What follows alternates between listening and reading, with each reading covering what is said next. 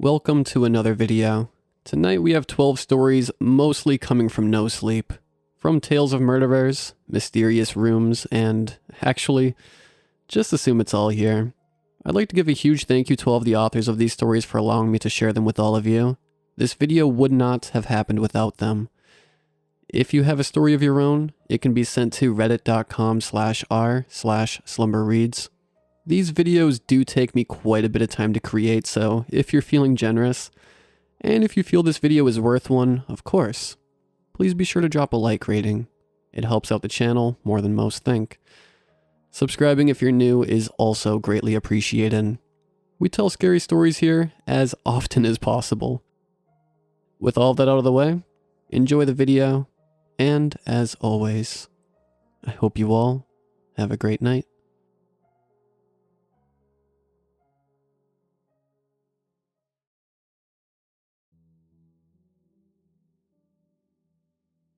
My mouth was covered by my older brother's hand, shallow, panicked breaths escaping between the sweat between the cracks of his fingers. Both of us whimpering underneath our house in the crawl space, our sweatpants and fan-shaw t-shirts covered in spider webs, dirt, and blood. I'm crying underneath his hand. I know I'm crying inside the cusp of his grip as he holds me close. The sound of his footsteps grow louder above us. He's inside. He's right above us. I think to myself, squeezing hold of my brother's arm with my bloodiest hands. I look to him.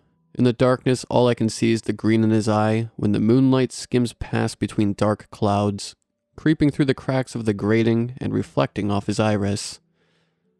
My heart sank into my stomach when the sounds of tapping happened directly above us.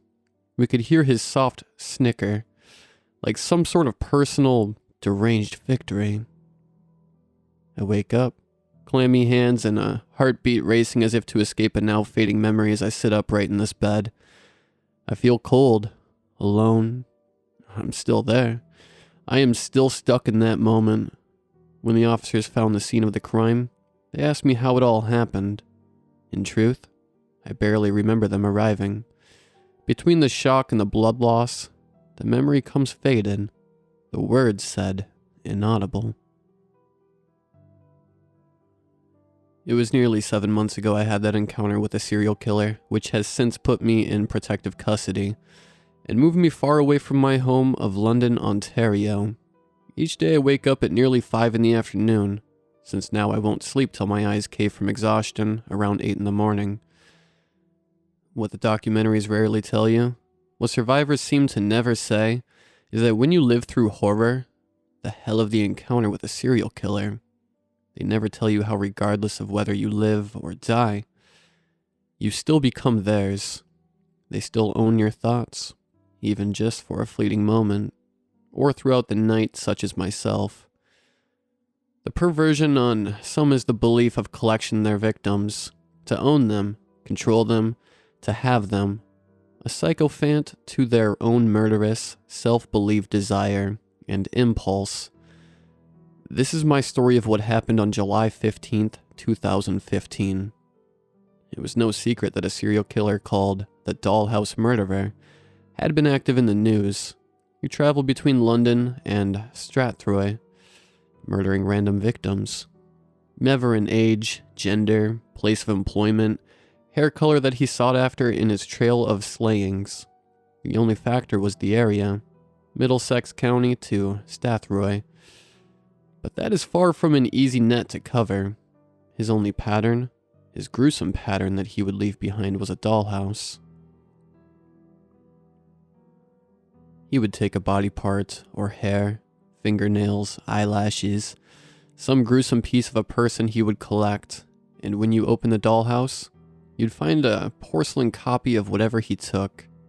That was his calling card. When my mom heard the news, she took us out of London and to our cottage in Hanover, a slowly growing town with a beautiful landscape and a river that ran up to our little run-down cottage house. That was our true home. It was not a rich person cottage with lighting, electricity, and fresh paint. It was a simple wood house, cedar wood finish that was slowly wearing off. Still, it was our home. Our escape. Our father was still in London. He unfortunately did not receive his vacation time from his job at the Honda plant. So Mom, my brother Andy, and I, Sarah, made our way to the cottage. The day was beautiful. A hot, sunny day. Mom was out for a stroll, soaking her feet in the river, basking in the sun while Andy and I were already at war with each other on who got the unicorn floaty. I did, by the way. Andy was just starting his apprenticeship in plumbing. I was just entering my first year of high school. As a gift for me, Andy bought me some of his college's sweatpants and shirts, which were roughly 3 sizes too big. But they made perfect pajamas. Mom just loved that her 2 babies were wearing matching clothes. She constantly teased us about it. We started a fire when the cold air began to come through and the sun began to fade. Mom fired up the barbecue and made us some amazing ribs and a honey barbecue sauce, along with fried taters and an absurd and frankly unnecessary amount of onions. I love her so much. We sat at the fire, naturally making fun of Dad. The smell of the wood burning, Mom and Andy drinking Moosehead, one tall boy after another. The crackling and hissing the firewood bellow when we threw pine needles into the flame because Mom wanted nature's Febreze. When the moon began to settle in and the sky beamed with stars, we watched the fireflies flicker and do their illuminated dance in the starry night. I love this place so much. The coy wolves howling in the distance, and the wind rustling between the trees in the twilight of this natural harmony. We stayed by the fire for another hour before we heard the sound of a yelp from the distance. The coy wolves were done singing. Now the harmony had stopped, and what was likely a fight over their dinner had started. I quickly dozed off on the couch while my mom and Andy took to their own rooms, after a heated game of exploding kittens. I remember sleeping so peacefully until I heard what would change me for the rest of my life. No, no, no, no. My mom shrieked from the door window, locking it quickly. Mom? Andy asked, scratching his tiresome eyes. What's wrong? Mom was shaking so bad. I'd never seen her scared before. Now I was nearly crying. I could see tears forming in hers. I could see her chest moving in and out. She was trying to control her breathing. I looked up from the couch and I could barely make out the fireplace. A few embers still clinging to life. The wind would catch the embers. The flame would give off a bright enough glow for a fleeting moment that I could see it. An open dollhouse sat outside. A knock came from the sliding door behind us. His pale face, clear blue eyes that were wide open, pupils wide and dilated. He had this unwelcoming, horrid smile. He was wearing a black hoodie and a camo toque, along with faded, dirt-covered blue jeans with blood. His face pressed against the window, his smile gazing over us in a putrid, perverse manner. He jammed his finger on the glass, pointing at my brother, then slid his dirty, bloody finger across the glass, causing it to screech till the tip of his finger was pointed at me. I'm going to collect you. I'm going to collect you. I'm going to collect you. He screamed so loud the glass shook. We all jumped back terrified. He kept muttering that as he walked around the cottage home. First it would be silent, then loud as he would bang his head against the window. Each time he would walk around the house, he became more and more aggressive in his tone. My mom would follow him to each window, never getting too close, but her eyes always watching him. Andy and I sat on the couch, shaking out of fear until my mom spoke up. He went back into the bushes, she whispered. She ran to the sliding door, making sure it was locked. She covered the window with a quilt and then grabbed both of us and pulled us into her bedroom. Kids, I love you, but this is real. This is happening. We have to stay together and stay alive. Do you understand me? You do whatever I say. Do you understand me? Her voice was shaky. Her hands quivered as she held us. We both nodded our heads, softly crying into her arms. Please protect us. Please, God. I don't want to die. I'm so scared. I said to her. And no, baby, you're not going to die. I promise. You're okay. But you need to breathe and be strong. We won't be his fucking statistic, okay? She asked me. I shook my head and tried to control myself. Kids, lean in close. I need to tell you something. Andy and I huddled around our mom. If he comes in, I need the both of you to get to the crawl space. Your father and I made a trapdoor in the closet in case we ever got locked out and needed a way in. You stay in the crawl space and leave only when I tell you to. A loud bang came from the sliding door. We all rushed out of Mom and Dad's room, listening to himself smash against it. Quietly, I tiptoed to the other window. Outside, he had a fire axe buried in the dirt, along with a blood-soaked, rolled-up carpet. I put my hands to my mouth. There was no doubt in my mind it was a dead body. It had to be. Mom, there's an axe and a body. Mom, what do we do? I remember whimpering to her. Mom, what do we do? What do we do, Mom? He screamed at the top of his lungs. Just shut the fuck up. Andy cried out at him. The sound of footsteps went around the house till a sudden smash came through the old wooden door. The hinge on the inside began to give in. I'm going to collect them, Tara, he said. He knew my mom's name. Tara, I'll let you live. You can live. Just let me collect them. Sarah, Andy, you don't want your mom to die, do you? Don't you love her? Don't you love her? You know what I will do? His hand kept smashing against the door. His voice was not so calm. Disgusting attempt to be soothing, convincing. You can all live. Just need the rest. I just need the rest. I'm so close. I'm so close. You really want to die, Sarah? You want to never see again? Breathe? See anyone? Anything? Really, Sarah? Are you that greedy, Sarah? You want Mom to die, Sarah? Andy pushed himself in front of us. You're a sick piece of shit. You will kill all of us. You're just a twisted, broken little boy. Did Mom and Dad not give you a hug so you have to kill? Fuck you. Andy was red in the face, screaming at the door. Another loud crash against the door. The wood began to split. All of us were silent. The door was old, wearing down. Hinges rusted and the wood had seen too many winters. The dollhouse murderer made his way back towards the sliding door. Andy walked over to the window I had been looking out. He turned to us. He's just staring at his fucking axe. Glass shattered. The sharp silver of the axe collided onto the right side of Andy's face when he had turned back around. He fell to the ground, writhing and screaming in agony. Mom! He screamed out, to which the killer shouted back, laughing. My mom looked horrified at her baby boy that she had carried for 9 months in her body, raised with his adorable smile, held him when he first scraped a knee and cheered for him when he graduated high school, her boy that she scolded when he came home high or tried to sneak a girl into his room without proper introduction. Sarah could see in her mom's eyes the heartbreak that her baby boy, my brother, now laid in his own blood, rolling around in agony, his right eye gone and his face disfigured. She helped Andy into her room, dousing his wounds with alcohol and bandaging it as best she could. I'll never forget the look on her face. That look of enough. She pointed at the trapdoor to both of us.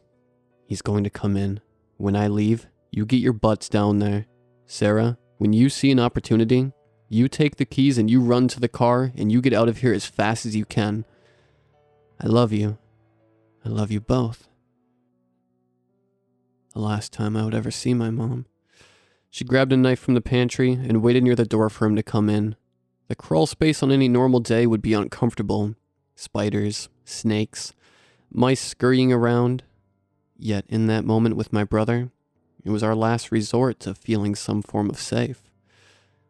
There was a crash, a scream, and then silence. An unpleasant, harrowing silence. I needed to hear Mom's voice, her tapping on the crawl space door to let us know it's okay. All I could hear was him. "You killed her. You killed her, Andy. You killed her, Sarah." I began to sob. Andy put his hand around my mouth. "You know what happens next. The same thing I told you from the start. I cry underneath my brother's hand, then we hear tapping from above us, then laughter. What I forgot to mention before. My brother's hand was getting colder, his head nodding off. I tried to shove him, but he slumps over. The blood on my hands, it was Andy's. The dollhouse killer was back outside. I could hear him grunt and mumble to himself as he stumbled his way up to the steps, and inside the cottage home, our home. Another tap from above, and then something that leaves goosebumps with me to this day. "Look behind you, Sarah," he whispered through the cracks of the trapdoor. "I will bury you here," written in dried blood behind me. How could he have had time to do this? How long had he been waiting for? I could feel my heart pounding, shortness of breath. My chest was heavy. I shook Andy, pleading with him to wake up, begging, but all there was laughter from above. The crawl space door snapped open and I left my brother behind as I began crawling to the nearest grate. I looked behind for my brother, but within seconds, the dollhouse murderer was there, crawling after me, that grin on his face, laughing as he squirmed towards me. I felt him grab my ankle. I kicked as hard as I could. He laughed and continued after me. I continued to kick and fight him until I was finally free from his grasp. I ripped open the grate. It was already loose, likely where he had snuck in. A blue beam of light came streaking across the midnight sky. Sounds of sirens and officers storming out of their cars, pulling me into their vehicle. One ordered another officer to drive, followed by laughter. Then the sounds of gunshots. The dollhouse murderer was a 50-year-old chef at an Italian restaurant. He was a man of zero significance, a man who was despised by his peers at work, verbally violent and unhinged, who would often take days off and extensive holidays to commit his violent acts. The one summer home that my family and I cherished was tainted ground. The detectives were appalled when they arrived on scene to see what the dollhouse murderer was making. Each murder he took a different trophy. An arm, a leg, a hand. It was always a piece of the human body. He stitched it all together. All he was missing was another green eye and a left leg. He made a dress and turned a pile of victims into a putrid doll. His only reason for stalking each victim was because he was so attracted to certain parts of their bodies that he would hunt them down and kill them to begin his sick creation. Him and I never met. He found my family on social media and stalked us relentlessly. The only reason he followed us so far was to finish his doll, his human victim doll.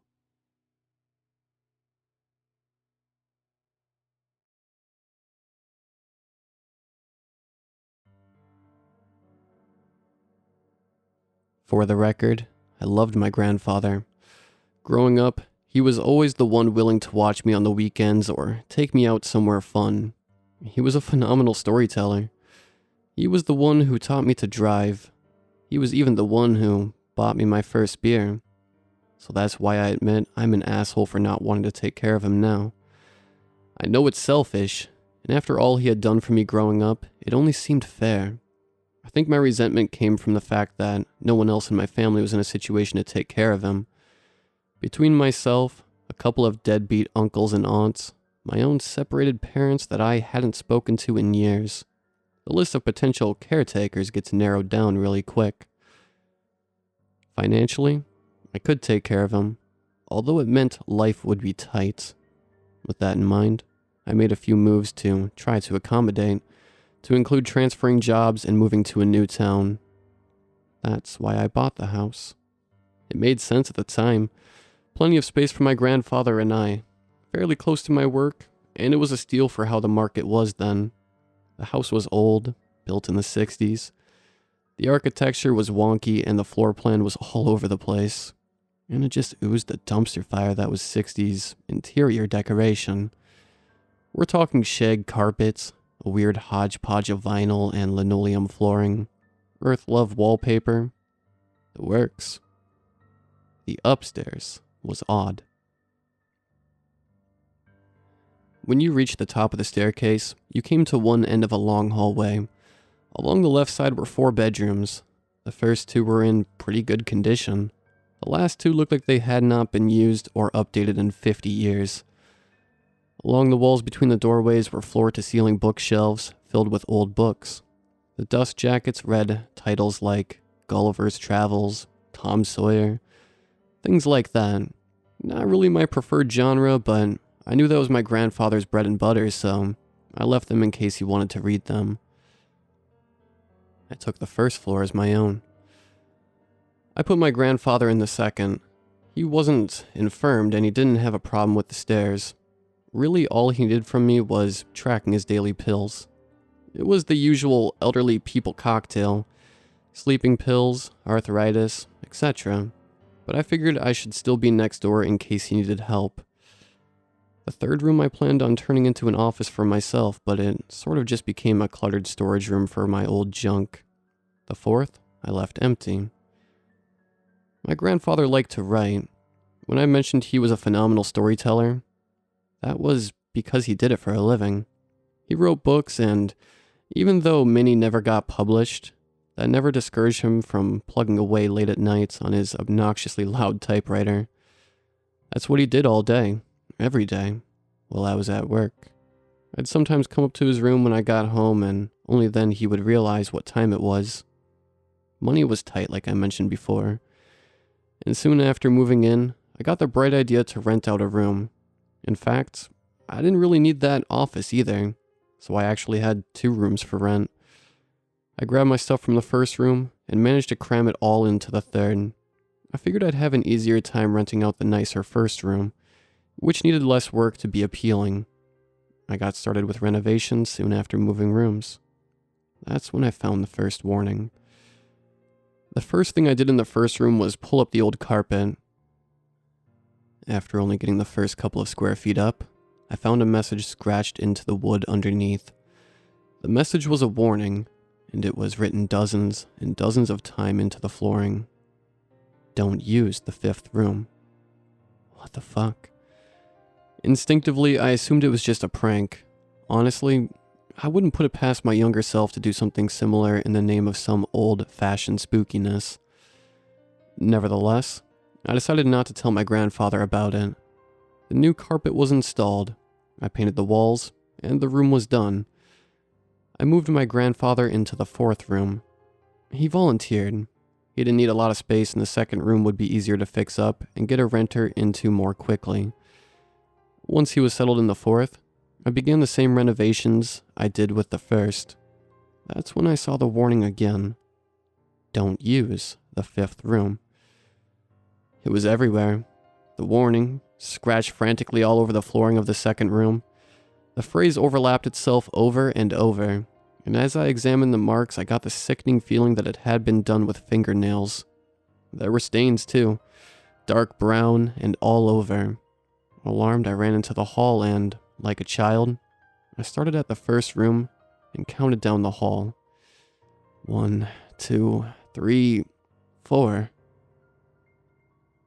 Okay, I wasn't crazy. But because I was thoroughly freaked out, I went to the end of the hall by the 4th room.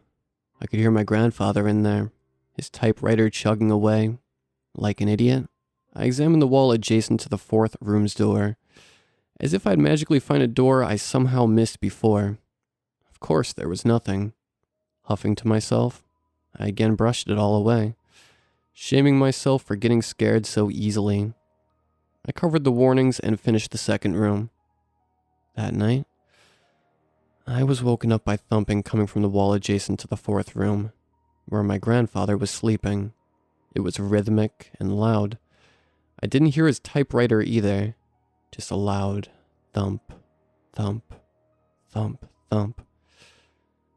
I got out of bed and went to his door. I called out first. "Hey, Grandpa, is everything okay?" Silence. Can I come in? Silence again. I hesitated for a second before cracking the door open, but when I looked in, I saw my grandfather lying in bed asleep. His chest was rising and falling, and I could hear him snoring. I waited a moment, watching him, before I decided I'd go back to sleep. As soon as I laid back down, I heard his typewriter going off. I almost felt like he had timed it. It wasn't slow to start, too. I heard him typing furiously, loud and chugging. I could hear him almost slamming the carriage in place over and over. I was afraid he was having some sort of insomnia-induced episode. I ran out of bed and started knocking frantically at his door. Still no response, so I tried to open the door. It was locked. Hey, Grandpa, let me in. Come on, what's going on in there? Still met with only the abusive sounds of his typewriter, I tried the door again and again. Fuck. I wasn't a nurse. I didn't know how to deal with this shit. Grandpa was exceptionally healthy for someone his age. This didn't make sense. The keys to the room were somewhere downstairs. I ran down, also figuring I could grab his meds and find something that could help. I started fumbling around in the kitchen drawers. That's when I heard a door slam and running feet. I jumped and turned, but then heard another door upstairs slam, followed by silence. This time I didn't call out. Instead, I decided to creep up the stairs slowly. When I got to the top, I was met only by the hall, pitch dark, and all the bedroom doors closed. Several of the books had fallen from the shelves and were scattered across the floor. One was lying at my feet. For some reason, I decided to pick it up and open it. The dust jacket had fallen off, but when I opened it, I realized it wasn't a book. The pages had no printed text, but were filled with a warning written over and over from top to bottom of every page. Don't use the fifth room. No fucking way. With a growing sense of dread, I grabbed another off the shelf, then another and another. All were the same. Each one was in different handwriting, but all had the same message. Don't use the fifth room. I placed the book down on the shelf and, with a sudden unexplainable weight on my ankles, I made my way down the hall. I tried each door, one after another. 1, 2, 3, 4. Each one was locked, until I got to the fourth. The door opened without force, and I stepped into the room. It was how it always looked, but my grandfather's typewriter looked like it had been beaten to death. Sheets and sheets of paper were piled high next to it, and one was still in the paper rest. A request this time, repeated across the page. Let me out. It was written over and over, on hundreds of pages piled on his desk. I wondered how long it had taken him to do this, all those nights of hearing him typing. A rock hit the pit of my stomach as a realization came over me. I grabbed the shag carpet at the edge of the floor and pulled. The old stitchings tore from the tack strips with ease, and underneath I saw the same request. Crisscrossing, repeated over and over, scratched into the floor with feverish claw marks. Let me out. Let me out. Fuck this, I thought. I had to find my grandfather. I stepped out into the hall and tried all the doors again. All were still locked. After getting to the first and finding it still locked, I pounded my fist on the door. Damn it, Grandpa, let me in. There's some crazy shit going on and I've got to get us out of here. A book on the shelf to my left fell and landed on the floor with the pages open. Don't use the fifth room. I looked at the shelf and saw the books packed into it. So many warnings. I grabbed another book and pulled it down, then another and another, letting them fall to the ground, their cryptic warning yelling at me to not do something I hadn't done. I know I didn't use the fifth room, but that's when I saw it. After pulling more and more books off the shelf, I could finally see behind the shelf to the wall behind it, only it wasn't a wall. It was a door to the actual first room. Fuck. I turned and counted, again like a child, never wanting to be incorrect so badly as I did then. 5 rooms. I counted them another 3 times. The panic set in, the rock in my stomach turning into a knot, coiling around itself over and over. I pulled the shelf away from the wall until I made a gap wide enough for the door to open. The doorknob turned. It wasn't locked, and revealed a room covered in dust. It looked barely used. I heard another door slam. I turned and looked down the hall, barely able to make out my grandfather in the dark, standing there, staring. "Grandpa? Hey, where were you? Are you okay?" Silence. "Come on, some crazy shit is going on. I don't know what, but we need to get out of here now." He stepped towards me. I still couldn't make him out clearly, but his hands glistened in the dark. They were dripping onto the floor, making dark stains in the wood. "Grandpa, what?" He ran straight at me. I barely had time to think before I felt an impossibly strong, vice-like grip wrap around my neck and shut the air off to my lungs completely. Between the dark, the panic, and the lack of air, I could barely see anything, and I swear that must be the reason why his face looked the way it did. His features were there, but strained like he was fighting with every muscle in his body. Then there were his eyes. They were gone. Not like they had been torn out, or were bloody wounds. Where his eyes were, there were now black holes surrounded by scratches. It looked as though something had clawed and scratched its way into his eyes, but with no blood and no torn flesh, leaving just dark caverns behind. That was all I saw before I felt myself lifted into the air and carried down the hall. My breath was cut off absolutely, and I couldn't see anymore, but I knew where he was taking me. I kicked and punched, but it had no effect, and in the dark it felt like he was 8 feet tall. I felt a stop in front of the 5th room. Still clinging to consciousness, I could hear him open the door with his other hand and walk in. In the dark, he just stood there, and I must have passed out for a moment because in the pitch darkness, indistinguishable from unconsciousness, I heard voices. So many voices, whispering the same thing, almost as if they were speaking directly into my ears. "Let me out," over and over again. Consciousness rushed back into my head, and the rush hurt so bad I had to squint. I looked up, realizing my grandfather had loosened his grip. His non-eyes were squeezed shut in pain, and he was shaking his head back and forth as if trying to throw something off. Finally, he stopped and opened his eyes. They were there again, but his face was still strained in pain. He looked at me, then without warning shoved me out the door into the hall. "Lock the door." That was the last thing he said to me before he slammed the door shut. I heard a titanic crash, as if some massive object slammed into the door on the other side. I fumbled for the key in my pocket, hands shaking as I locked the door as quickly as I could. I heard more slamming, and I swear I heard multiple voices on the other side, all screaming to be let out. As I backed away from the door, the voices and the slamming stopped, and were replaced with one sound. Thump, thump, thump. I spent the next 3 days in a motel room on the other side of town.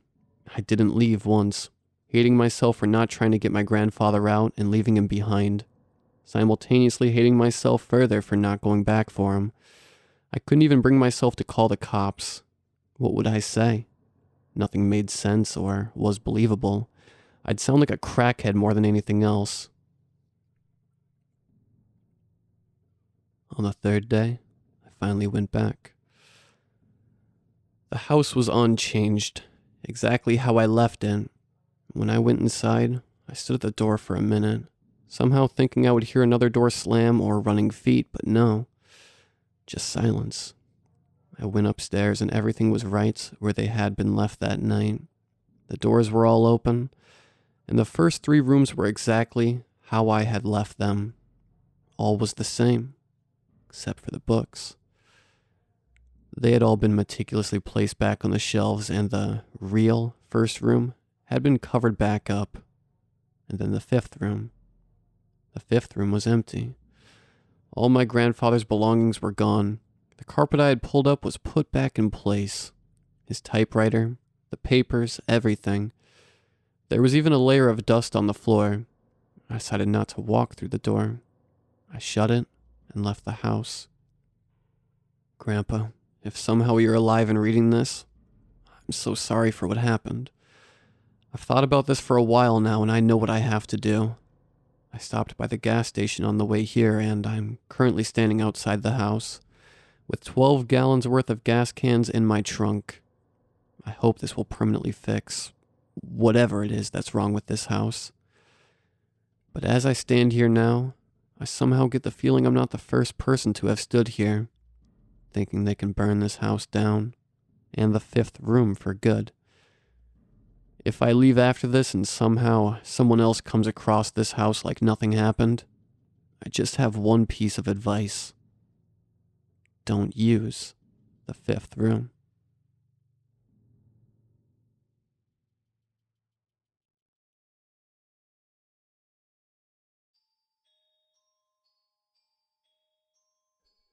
I'm currently considering my personal security at the moment, so please bear with me as you read this, as I don't want to give too much information away to protect my privacy. You will understand why I'm being this way once you've read. I work a busy office 9-to-5 job during the week, which can be very stressful but also quite mundane. The same routine day in, day out often feels tedious and leaves me longing for a sense of adventure when it comes to the weekends, which I always have off work. Oftentimes, this longing leads to me going wild camping on my own. Other than work, I have no other commitments in my life. No girlfriend, wife, or kids, so my weekends are mine only with no one around to worry about me being gone for the weekend. I consider wild camping one of my ways of unwinding. When I decide to go, I usually select a random large forest on the map where I can go to and return within a weekend. I usually always pick an offbeat location as my intention is to never disturb or get disturbed by other people. I calculate and accept any risks by doing this, and never plan to stay in one location for longer than a night. I enjoy the thrill of being on my own in a forest in the dead of night and having some quality me time. Just me and nature. Last weekend was one such weekend where I decided I needed to get away for the weekend. It was the first weekend after the first week back at work after the Christmas break. The first week back after festivities is always the worst, and it always feels like the longest week of the year. I picked an area of forest which required roughly 5 hours of drive time in each direction. I don't mind the driving. If anything, the further the better, but there is a limit, as I have to travel home to make sure I'm ready for another mundane week of work. I get all my camping gear together and set off just before lunchtime on the Saturday, which meant that I had just about enough light on arrival to get my camp set up. I like to keep my camping gear as light as possible when wild camping. I never plan to light fires and usually just pack my single-person tent, sleeping bag, flashlight, pocket knife, protein bars, water bottle, large stacks of colored reflective ribbons, and other items not worth mentioning. Note that I do not bring my phone with me nor any form of electronic payment. The whole point is to get away from technology. When I arrive at my location and have completed the first challenge of finding somewhere remote to park the car, I usually go on a bit of a hike to find a good spot to set up camp far enough away from the road, tying subtle blue ribbons to twigs on every few trees to guide me back to the car. You would not spot the ribbons unless you had a torch and were looking for them. A perfect spot for me is one that has enough flat space to pitch a tent, plenty of shrubbery around to provide some shelter from wind, and the spot being mostly covered by trees to reduce any rainfall. The spot I found on this day was 11 out of 10 perfect. It had a nice flat area which then had an immediate perimeter of thick shrubbery, and just above enough clearance to pitch the tent was a tree with a large amount of thick branches with leaves. It was the kind of spot that, if you were a random person, you would not easily spot the camp unless you were specifically looking for it. After some time, I was set. I had finished setting up my tent by the time it started getting really dark. All that was left to do was secure the tent and snuggle into my sleeping bag and become one with the nature around me. I was comfortable for a couple of hours, nearly drifting off when all of a sudden I felt it. I needed to take a shit. I let out a frustrated sigh as I got out of the sleeping bag and put my protective clothing back on. I had to head back out into the wilderness in the dead darkness of night to find a spot to take a dump. I had a rule to never do my business near camp, as I had an accident once which is not important to this story. I grabbed my torch, pocket knife, and reflective ribbons and headed out of the tent. Before turning on the torch, I took a second to take in my environment. It was pitch black and dead quiet. I was expecting insects or birds or sounds of animals stirring as I bundled out of the tent, but all I could hear was the occasional blow of the wind in my ears.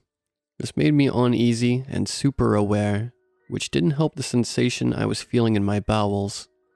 Regardless of my feeling, I pressed onwards to find a spot to crap in the opposite direction of my route back to the car, tying red ribbons to inconspicuous twigs on trees so I can find my way back to camp.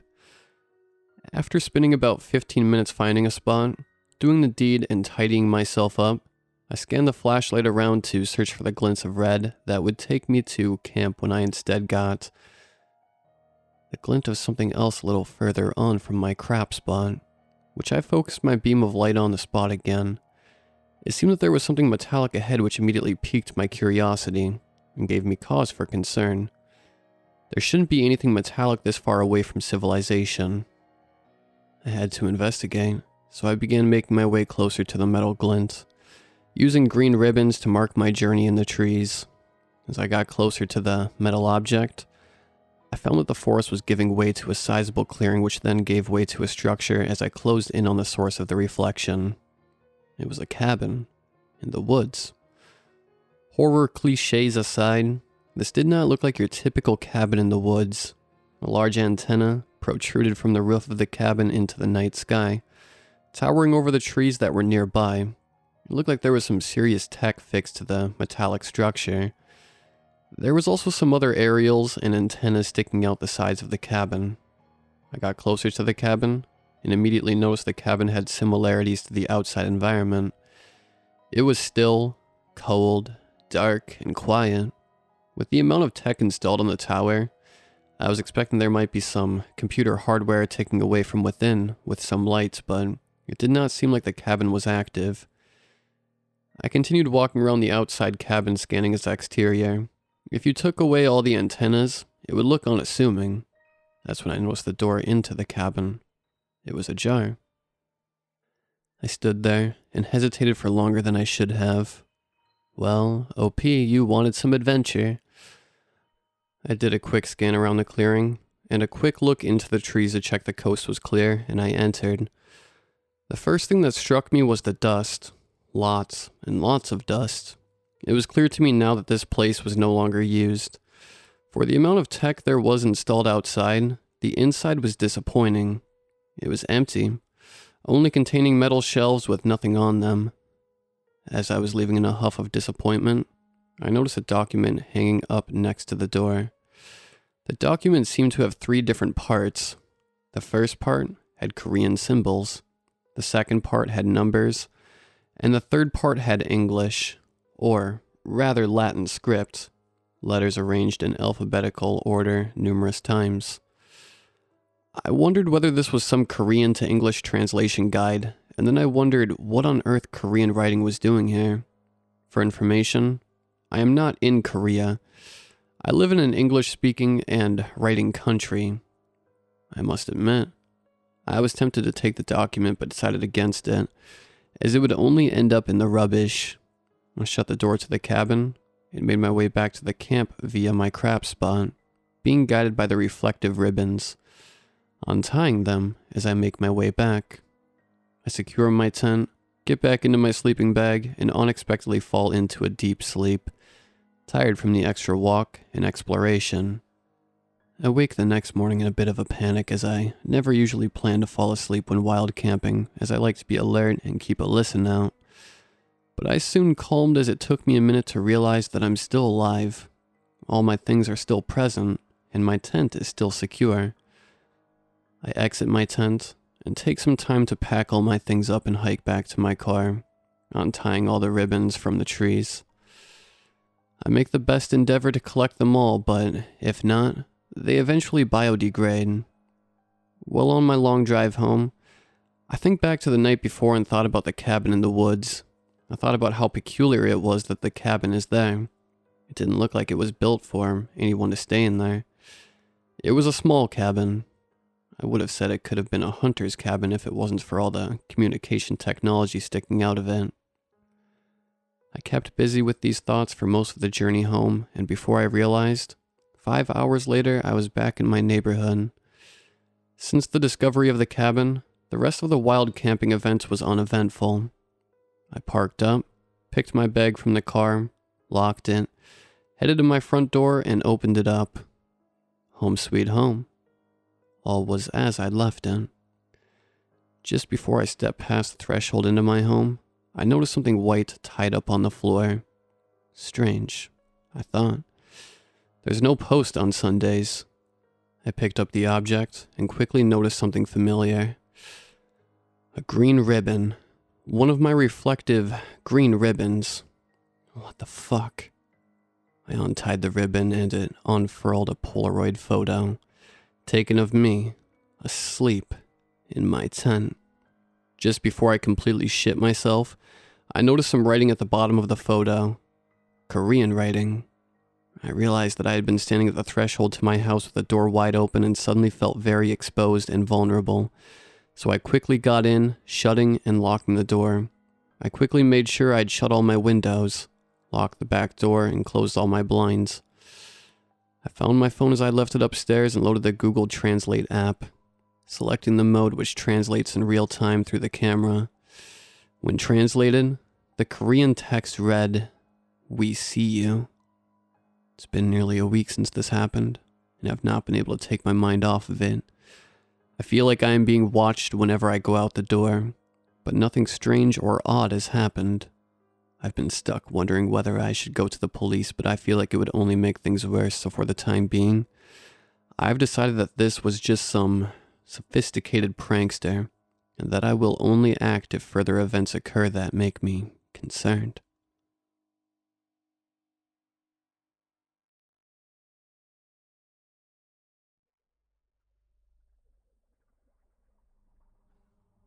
I never truly understood what fear is or what it really means, along with similar words like scary, creepy, unsettling, horrifying, eerie. Any word associated with fear you could think of, so the best I could do to get an idea of what it might be is trying to relate it with my other emotions, which unsurprisingly left me confused more than anything. In case you don't know, it's a very rare disease called Urbach-Wiethe disease, which, according to my parents, I've had it at a young age. To this day, I'm not exactly sure if it's a good or a bad thing. For instance, when people describe me to what their fears are, like the fear of spiders, heights, ocean, or anything alike, I just don't get it. I recall a time in elementary school where there was a huge cockroach that appeared out of nowhere, and everyone was scared of it, even the teacher, and distanced themselves from it as much as they could. But for my case, I casually approached it for a lack of a better term. I stared at it, even touched it. The entire class expressed their disgust in unison and begged me to stomp it, and so I did. Then I went on to be the school hero for the entire semester. When it comes to the not-so-good part of it, though, one time I was crossing a street and for some reason decided to stand in the middle of the street to check my vibrating phone. After I put it back in my pocket, I saw a speeding car in the distance and I just stood there not 'cause I was shocked, but 'cause I didn't feel the need to. And before the horning car hit me by a few seconds, my friend pulled me back to the sidewalk. They were all furious about it, but they all knew deep down they couldn't entirely blame me for a condition I've had my whole life. There were other instances where we would go watch a horror movie, with me never being scared, never even flinching, which made horror movies pretty darn boring to say the least. Same was with exploring supposedly haunted places, always starting with me going in first. Then they would slowly follow me one by one, and then it always ends with us laughing. Remember, I can pretty much feel everything except fear. There came a point in my life. I started thinking about my condition and started asking all sorts of questions. I wanted to know, what is this feeling that everyone got to experience except me, and a few on Earth you can count by hand. And so I started searching on the internet everywhere for anything scary or of such nature. The result was always me being bored to death, so I began searching in more dark places that had horrific shit. But I ended up just feeling disgusted by what I saw, but never saw anything synonymous with fear. After doing that on repeat for weeks on end, I was never satisfied and ended up being a little depressed. A lack of emotion that I can't experience even in my dreams. Then 2 months ago, while I was walking back home from school, I took a glance at the big abandoned old house that's about 2 blocks away from me. I took a good look at it and never recalled me and my friends exploring it. So instead of going home, I decided to go explore it, just for the sake and fun of it, never expecting something, and my hopes weren't up at all. After a few minutes of walking, I arrive at the cliché big black door from the horror movies. I chuckle a bit and open the door slowly. After putting a tiny bit more of effort to open the door fully, I was greeted by darkness, save for the light coming from the setting sun behind me. After closing the door, it was then pitch black darkness. I turn on my phone's flashlights and begin exploring the house. The first thing I've noticed is that all the windows in the house were boarded up, which explains why there was absolutely no light coming from anywhere else. The kitchen was ordinary, just like what you would see in every suburban home. It was empty except for 2 rusty cooking pots on the stove. I took a look inside them, but there was nothing. The living room was boring too, with rotting sofas sat around a TV counter where the TV should be. I kept walking around until I found what seemed to be the bathroom. I tried opening the door, but it wouldn't budge. Then I took a look at the time on my phone, and it was getting late, and I thought about going home, but then I remembered there was an entire second floor that I didn't explore yet. This is so cliche, was what I thought to myself at that moment, but I still went up the stairs anyway. But as for someone who's born with a more or less luxury of not feeling fear, I still wish to this day I hadn't went up these steps.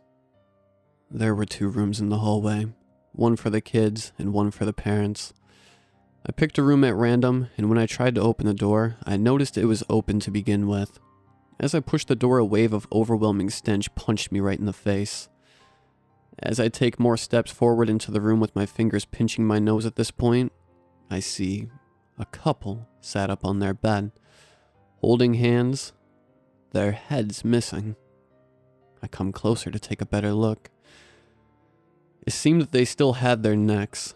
They looked like those mannequins you would see in a fashion store, only not standing and not made of plastic. The bed was pretty much entirely covered in dried blood.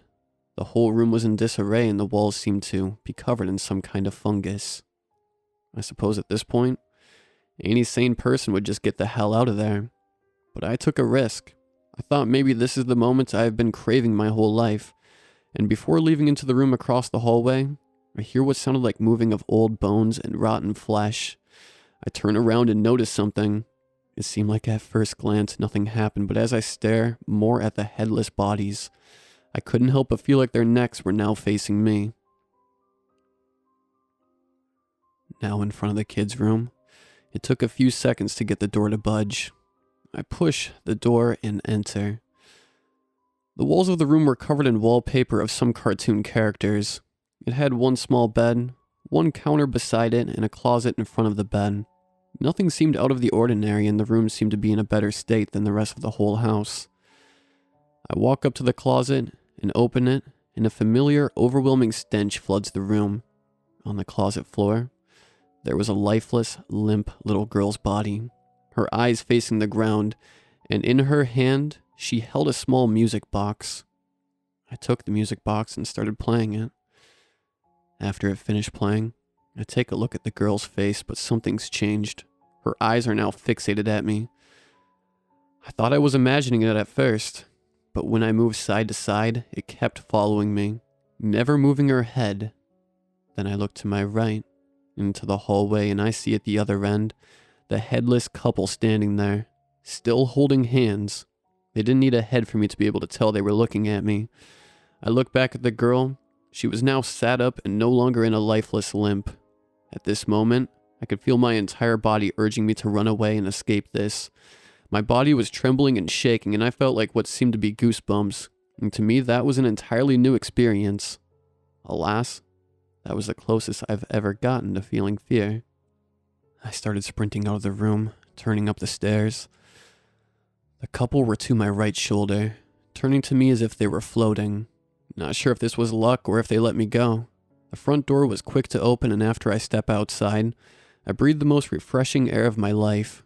I turned around to close the door behind me, but before I did, I aimed my phone's flashlight at the second floor. They were all there now, standing close together, all looking at me. The little girl holding the music box from earlier, grinning with her few grown teeth. I slammed the door shut, then run back home. My mom was infuriated with me, but her annoyed expression faded away very quickly when she saw mine, all shaky, which I would imagine would be shocking to her. While not being scared, I sure as hell seemed so. She then slowly dismisses me, and I go to my room. I was tired from all this, so I decided to go to bed.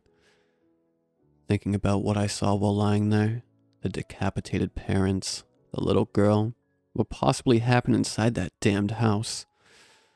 I knew for sure it wasn't just murder. The family seemed to haunt the house for one reason or another.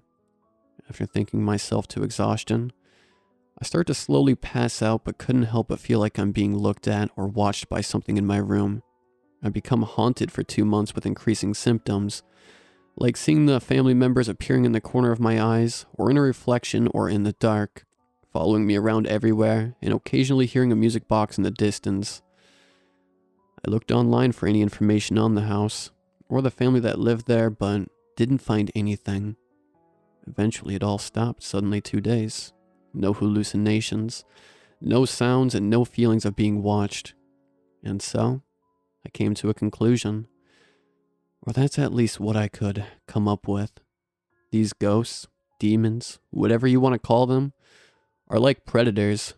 Predators smell fear and walk away when they don't. Whether you're physically or mentally capable of it or not, it's all the advice I can give you. For me, I really wish I wasn't born with this disease, so I wouldn't go in that damned house in the first place. Even thinking about it still trembles me.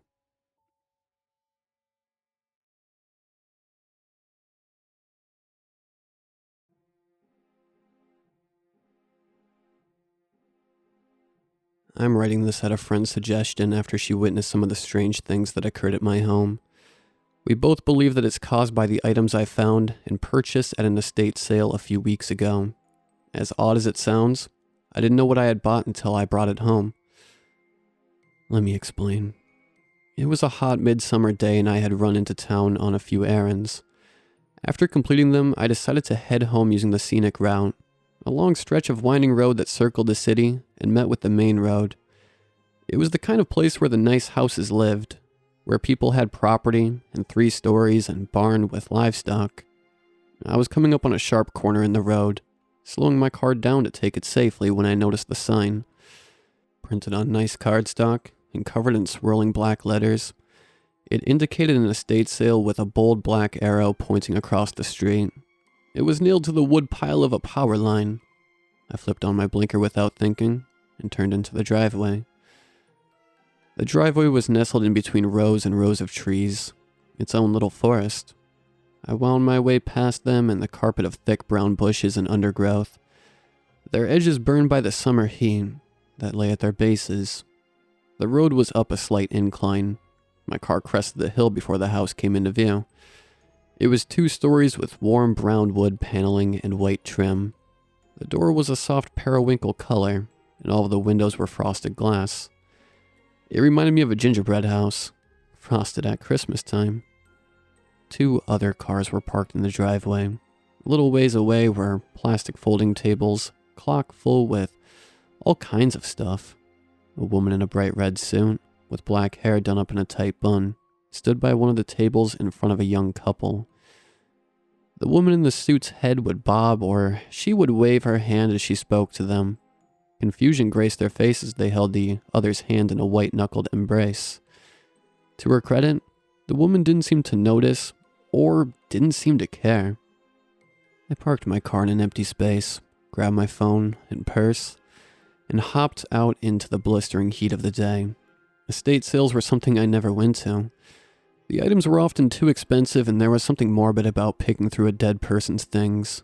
A vulture, scavenging at the site of a tragedy, came to mind. It was something I was about to become. The feeling crept in, and I was unable to shake it as I walked to the tables. I wasn't sure what had compelled me to come here. I had done it without thinking. Things lined the surface of every table, and some had been tucked underneath. Things that the deceased relatives were too lazy to have properly appraised, or who didn't want the work out sorting through years of memories, collections, and knickknacks.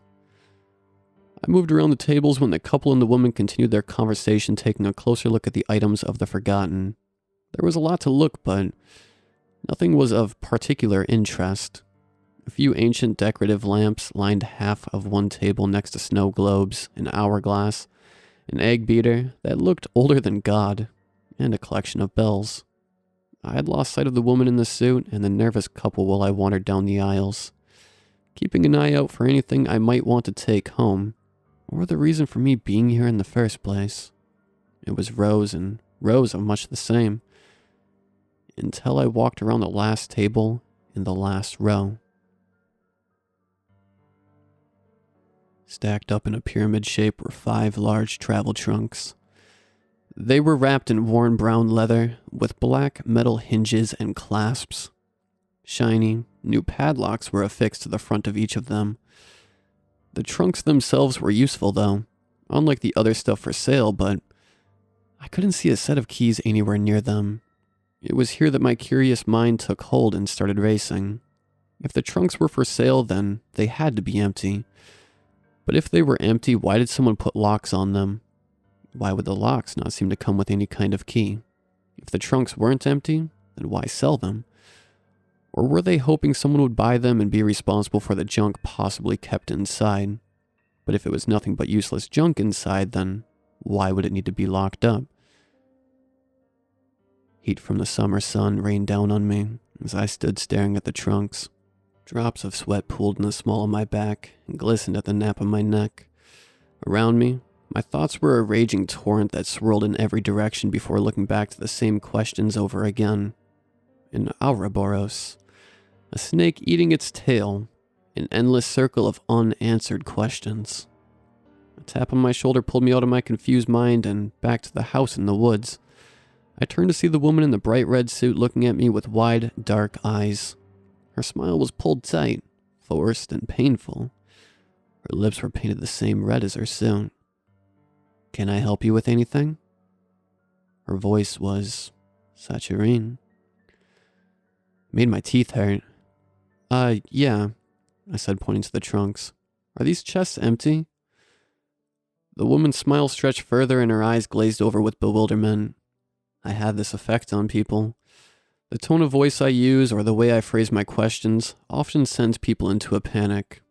They search for the right answer. The answer they are hoping I want to hear and come up blank.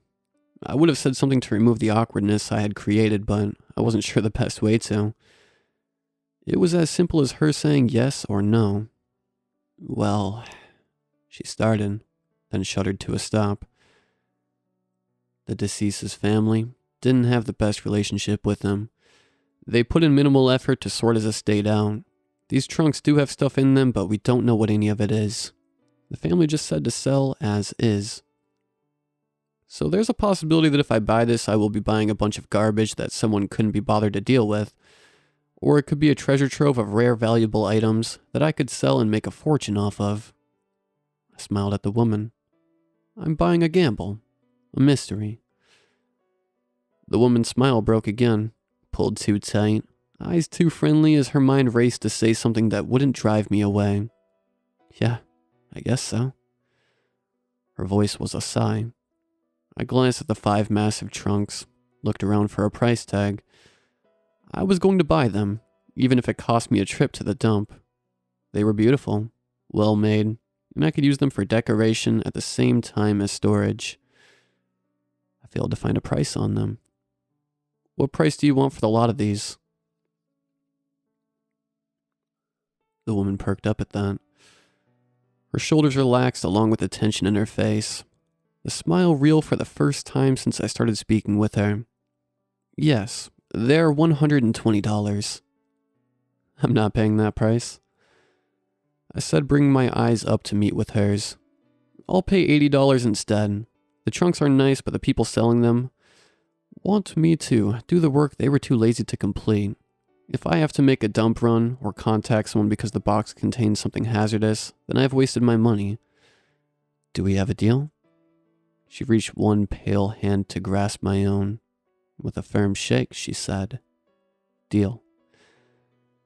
I paid her in cash and rearranged my car to fit all 5 of the chests. I grabbed the first and the weight of it off-balanced me, almost dragged me to the ground with it. I checked to make sure I hadn't damaged it before trying again. It was rough, sweaty work under the unforgiving sun, but I managed to fit all of them in the back seat and trunk of my car. Then, when I finished, I walked back over to the woman. Hey, I need the keys to them to get the padlocks off, I said. Oh. Her eyebrows shot to her hairline. I'm terribly sorry, but we don't know where the keys are, or if they were even still in the residence. To be honest, I'm not sure if the owner even kept the keys. With a nod on my head, I turned on my heel and stalked back to my car. The mystery of the locked boxes and missing keys was an exciting thing to discover at an estate sale. I was looking forward to finding out what the owner of the home had hidden away within these trunks, what secrets he needed to throw the keys away for. I pulled out of the long drive and back onto the road to home. When I arrived back at my house, I didn't go inside right away. I went around to my back gate and unlatched it. I lived in a small single-story home with a large backyard. It had an unattached garage out back nestled between a mother-in-law suite and a place for an extensive garden. The unattached garage had been converted to a studio or study-type outbuilding, and a new attached garage had been added to the main building years after its initial construction. I unlocked the studio door and propped it open with a rock. I returned to my car and lugged the trunks into the studio. My space was dimly lit with lights made to replicate candlelight for atmosphere while I worked on my art projects. I had a desk on the right-hand side positioned in front of an easel. On the left-hand side was a long workbench. My crafting tools hung from racks on the walls above the bench. I settled the trunks under the workbench, the only place in the room that would hold all of them.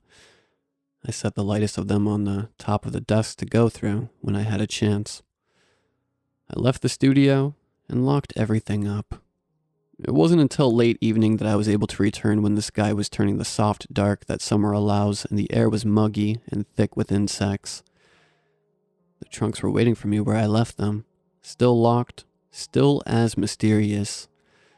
I grabbed a pair of bolt cutters from my wall of supplies and clipped the padlock off. A loud clack filled the room as the lock bounced off the table and onto the concrete floor. I put the bolt cutters to the side and opened the trunk. The smell of something old slithered out of the chest, something ancient and forgotten. It made everything musty and clogged. The lid slapped against the wall. I looked in. The items were a random array of what could have been junk, a collection of unconnected things nestled together. None of it seemed valuable. None of it seemed like trash. They just were. I pulled them out one by one. There was a jar filled with a sodium yellow liquid. A black mass floated in the center of it. After I placed it down, I kept catching glimpses of it out of the corner of my eye. I could swear the thing inside the jar moved, stretched out, expanded within its confines. Every time I looked to check, however, nothing had changed. It was the same size and shape and floated in the same place as before. When it became too distracting, I moved it across the room. There were 3 journal-like books, bound in leather with frayed pages yellowed by age. 2 were unlabeled, and the third read, Expedition 0813. 2 manila envelopes. I didn't open them. a stack of file folders with numbers in the corner. There were more oddities in the form of strange statues carved from wood, ivory, and stone. Some were made of feathers and twine and sticks. There were a few too many of those to name off all of them. The last item was a mask carved from a pale gray wood. Whorls of blue and red paint decorated the area around the eyes and chin. I arranged everything out on the work desk, closed up the trunk, moved it across the room, and called it a night. This is where my real problem started. As I lay down to sleep, I started to hear the sounds of soft sobbing. I live alone. I double-check my locks at night. I have security lights and cameras around my house. I grabbed my phone and glanced at the screen. It showed no activity from my camera, light, or security system. Setting my phone down, I picked up the aluminum bats I kept by my bed in case of emergencies.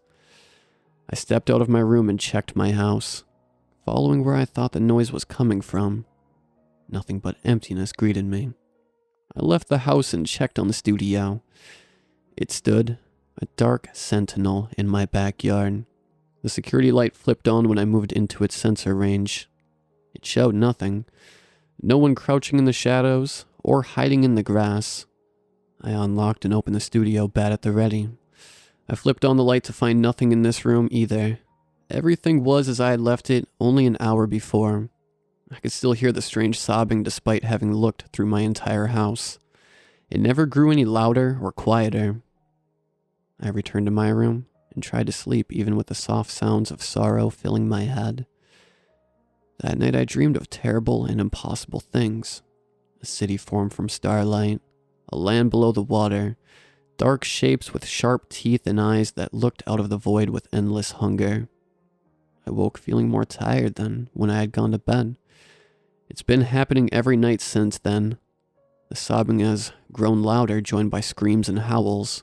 Under all of that, I was sure I heard moans of pain, the sad sounds growing in tempo, becoming a chorus of desperation. My friend commented on some of the ongoings when she spent the night. She had the same dreams of impossible cities and scaled creatures crawling through the darkness towards her. I know it has something to do with the items in my studio. Items that I haven't touched since I opened the first chest. I've been too unnerved to go back in there by myself. My friend refused to help. She said I should seek outside advice. I'm just not sure where to go from here. Do I get rid of the trunks and their contents, or do I try to figure out more about them? I'm sure there is something in one of those boxes that contains answers. At least, that is my hope.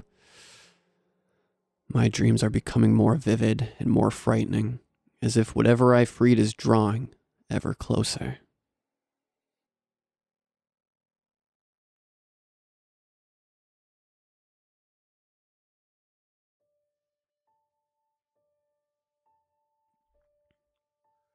Just a few months ago, everything was normal.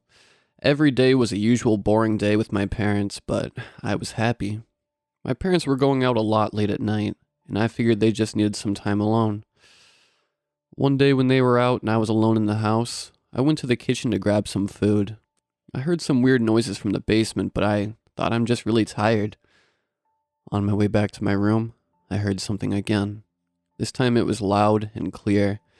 I heard the crying of a little girl from the basement. I got really freaked out because I always believed in the paranormal. Immediately I thought it must be a ghost or something. I ran back to my room and locked the door as fast as I could. I couldn't sleep, so I decided to wait until my parents came home. It felt like hours, but probably they were back in an hour.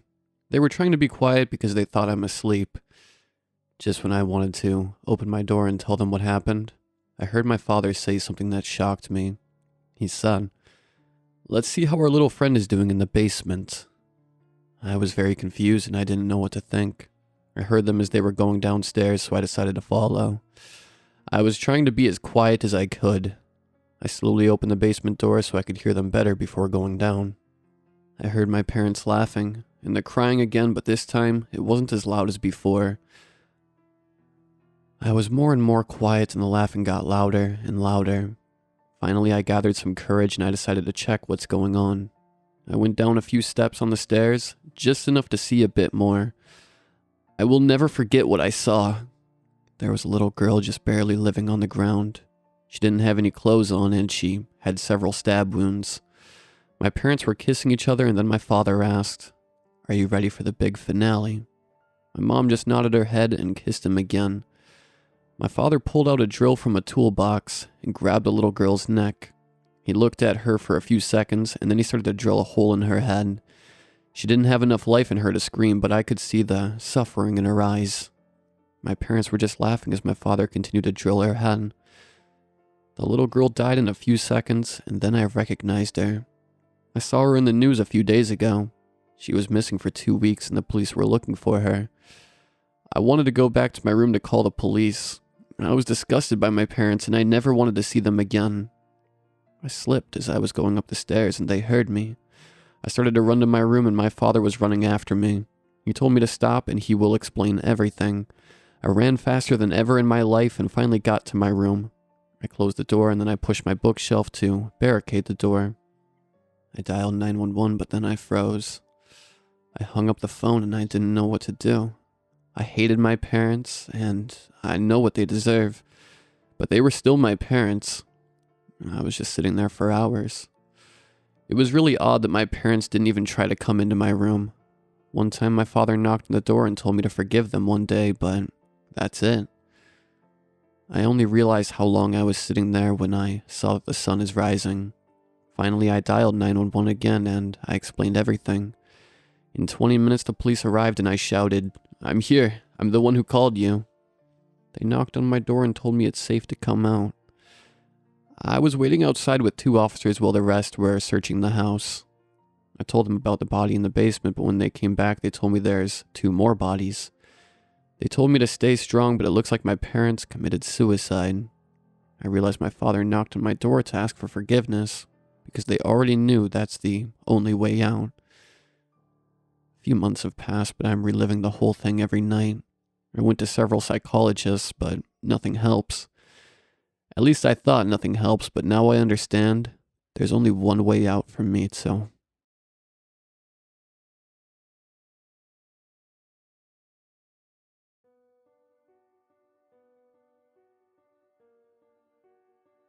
My dad used to tell me the same story again and again in an attempt to scare me and my brother. We would rebel against the rules of don't be outside later than 7:30. So he would use this exact story to terrify us into coming back before then. Looking back, it was probably one of the worst ways that he could have tried to get us to come back inside. However, that's besides the point. Recently, I called my dad to get him to tell me the story again since I had forgotten what it was about and only vaguely remembered a boy in a little yellow rain hat. My dad, gladly picking up the phone and telling me a story again, once more. It was a dark and stormy night. Nostalgia flooded into my mind like the walls of a beaver's dam being destroyed. He continued to tell his story. Many memories came into my mind. I remembered the little boy and how he had been taken in the night because he didn't come home from playing in the rain all day. Though his disappearance made no sense in the story, my dad had always enjoyed telling the story and kept it as one of his most prized stories he had written. I asked, "Hey, didn't you say that this story was true, and that you had heard from a friend that it had happened?" He replied, surprised that I had remembered.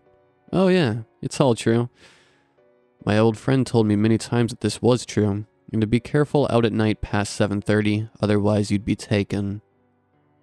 I had remembered the story behind why my dad took this so seriously, and couldn't help but wonder why and how the kids would be taken. I never took these stories seriously, obviously, but was always wondering just a bit how they'd be taken. I asked, "How were they taken, Dad? Who or what would take them?" He told me, "Well, that's the scary part. No one knows. I heard from a friend that children were taken by a man with a disfigured face and disgusting eyes, but no one really knows." Puzzled, I wondered why anyone would think that this story was true. I said goodbye to my dad and thanked him for telling me the story again, and resumed what I'd been doing prior to thinking about all of this. I had been cooking, making spaghetti for my wife Mary and our 2 children Jacob and Sally. As the spaghetti finished cooking and was plated up, I called down to my family. "Dinner's ready." They came in a hurry and all sat down at the table. "What did you make, Dad?" said a clearly hungry Jacob. "I made spaghetti, and you can't leave the table until you finish all of it. I don't want any repeats of last time." "But Dad, I want to go out and play with my friends." "Not until you're done with your spaghetti. Now eat up."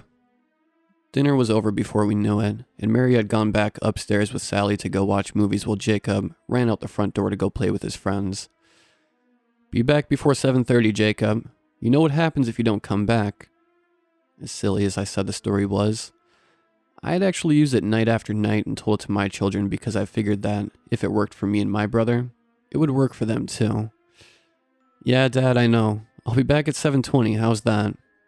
"Sounds good, bud. See you then."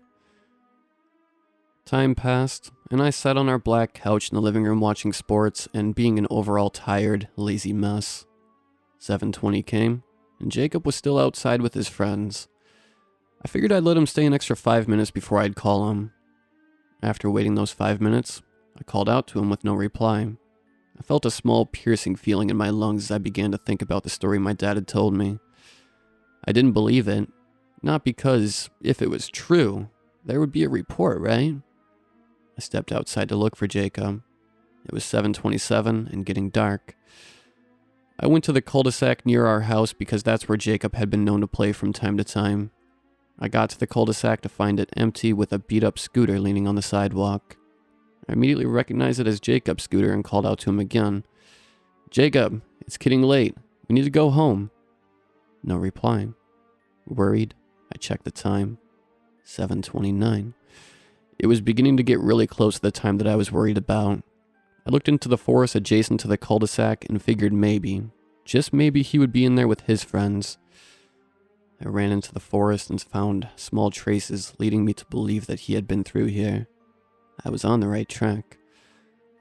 I followed the path, and that's when I heard one of the most blood-curdling screams that has stuck with me to this day. It was Jacob. I looked down at my watch.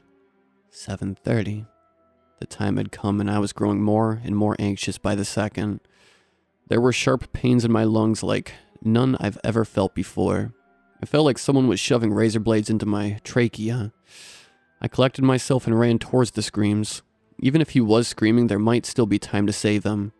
As I followed the screams through the forest, branch after branch hit my face, and the air began to grow colder and colder.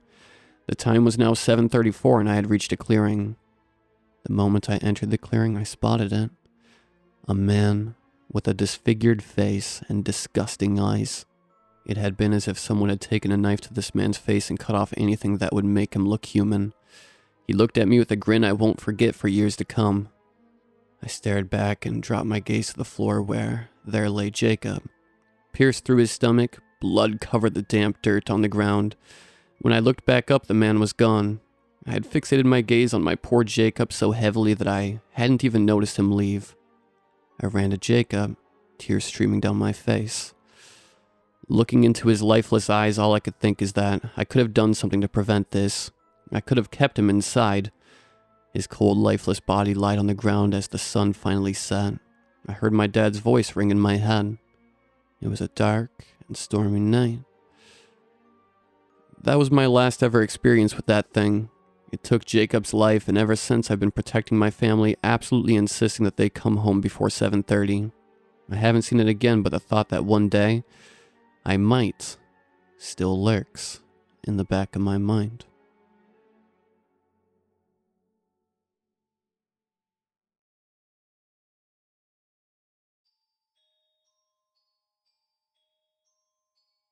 This story takes place in Kuala Lumpur, Malaysia, at a double-story terraced home somewhere in Shah Alam, to be precise. The details of the story were pieced together from my former housemate's experience and a bit of my own during our college days. More than 10 years ago. I didn't experience the first half of the story firsthand myself, since they were the only two home at the time, but I did come back home a little later and had an experience of my own. The area that we were living in at the time was a predominantly medium to high-end Malay neighborhood, full of postmodern terrace houses built in the 90s, but a majority were renovated to better reflect the times. The house that we lived in wasn't, though. The ceilings were still cheap panels and the windows were barred with rusted metal grills and paned with frosted glass. The house was warm as it always was in the late evenings. The owners never bothered to install air conditioning, and the design of the house never really prioritized ventilation. There were 8 students sharing the rent for the unit, and only 2 of them were home that day. While they were watching TV, one of them decided to use the downstairs bathroom. From the living room, if you leaned back against the sofa and turned your head right, you had a clear view of the bathroom, as it was only a few feet away from the living area. While one of them was sitting forward on the couch, engrossed with whatever show was on at the time, the other had gotten up and walked towards the toilet. As it was a warm day, he decided to let in a bit of breeze into the cramped space by pushing the toilet ceiling panel that connected to the outside. As he was washing his hands, he turned to his right towards the couch. He then noticed that his friend, with his body leaned back, was staring in his direction, not directly at him, but somewhere above him. A few seconds passed, and the friend on the couch, face wrought with fear and dread, immediately stood up and ran outside through the front door. Not knowing what to do, my friend in the toilet ran after him. While they were outside, the friend from the couch caught his breath and the other guy what he had seen. He had seen a head peer from the toilet ceiling and slowly slide down directly behind the other friend. As it dropped down, the friend on the couch explained that it was misshapen. It had legs for arms and arms for legs, and its head was a grotesque sight. Blood covered its tattered clothes, and its grin was wide with crooked teeth. It moved forward on its hands while its legs, in place of its arms, swung around. After witnessing this, he panicked and ran out. My 2 friends waited outside the house until one of us came back, as they had left their personal belongings in the house and were now standing in the middle of the road in their boxer shorts and t-shirts. A few moments later, I arrived. I asked them what they were doing, and they explained everything to me. I slowly made my way back to the front door and opened it and peered inside. A few feet from me, I saw what they had described. It was grinning ear to ear and was inviting me inside using the toes on its feet as if they were hands. I quickly shut the door and drove us all to the nearest restaurant to wait for our other housemates.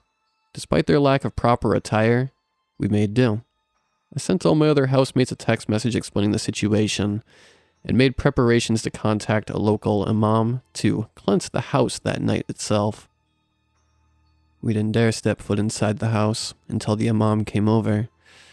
By the time he arrived, the thing had disappeared. All 8 of us gathered in the living room while the imam went around the house, surveying the space.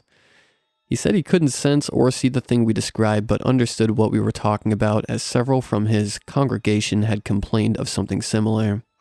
He knows that it's a jinn belonging to someone that lives on our street.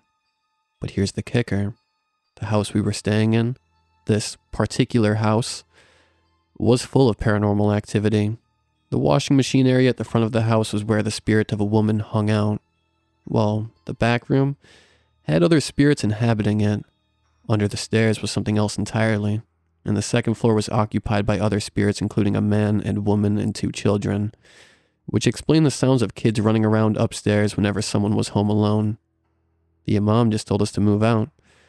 We were in the final year of our bachelor's degree and didn't have time to look for a new place, so we just toughened it out.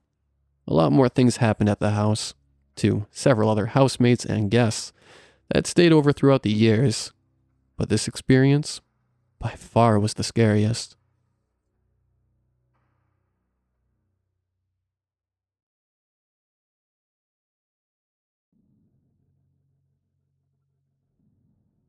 Thinking back on it now, maybe this isn't an experience that I should have been too scared of. I'm not sure, but I remember how terrifying it was in the moment. My grandfather and I live alone together, and we have for some short time now. It's temporary, but why isn't very important. Anyway, we both smoke weed pretty often. We'll go out onto the back porch and hang out for a while passing back and forth a joint. Our porch is covered.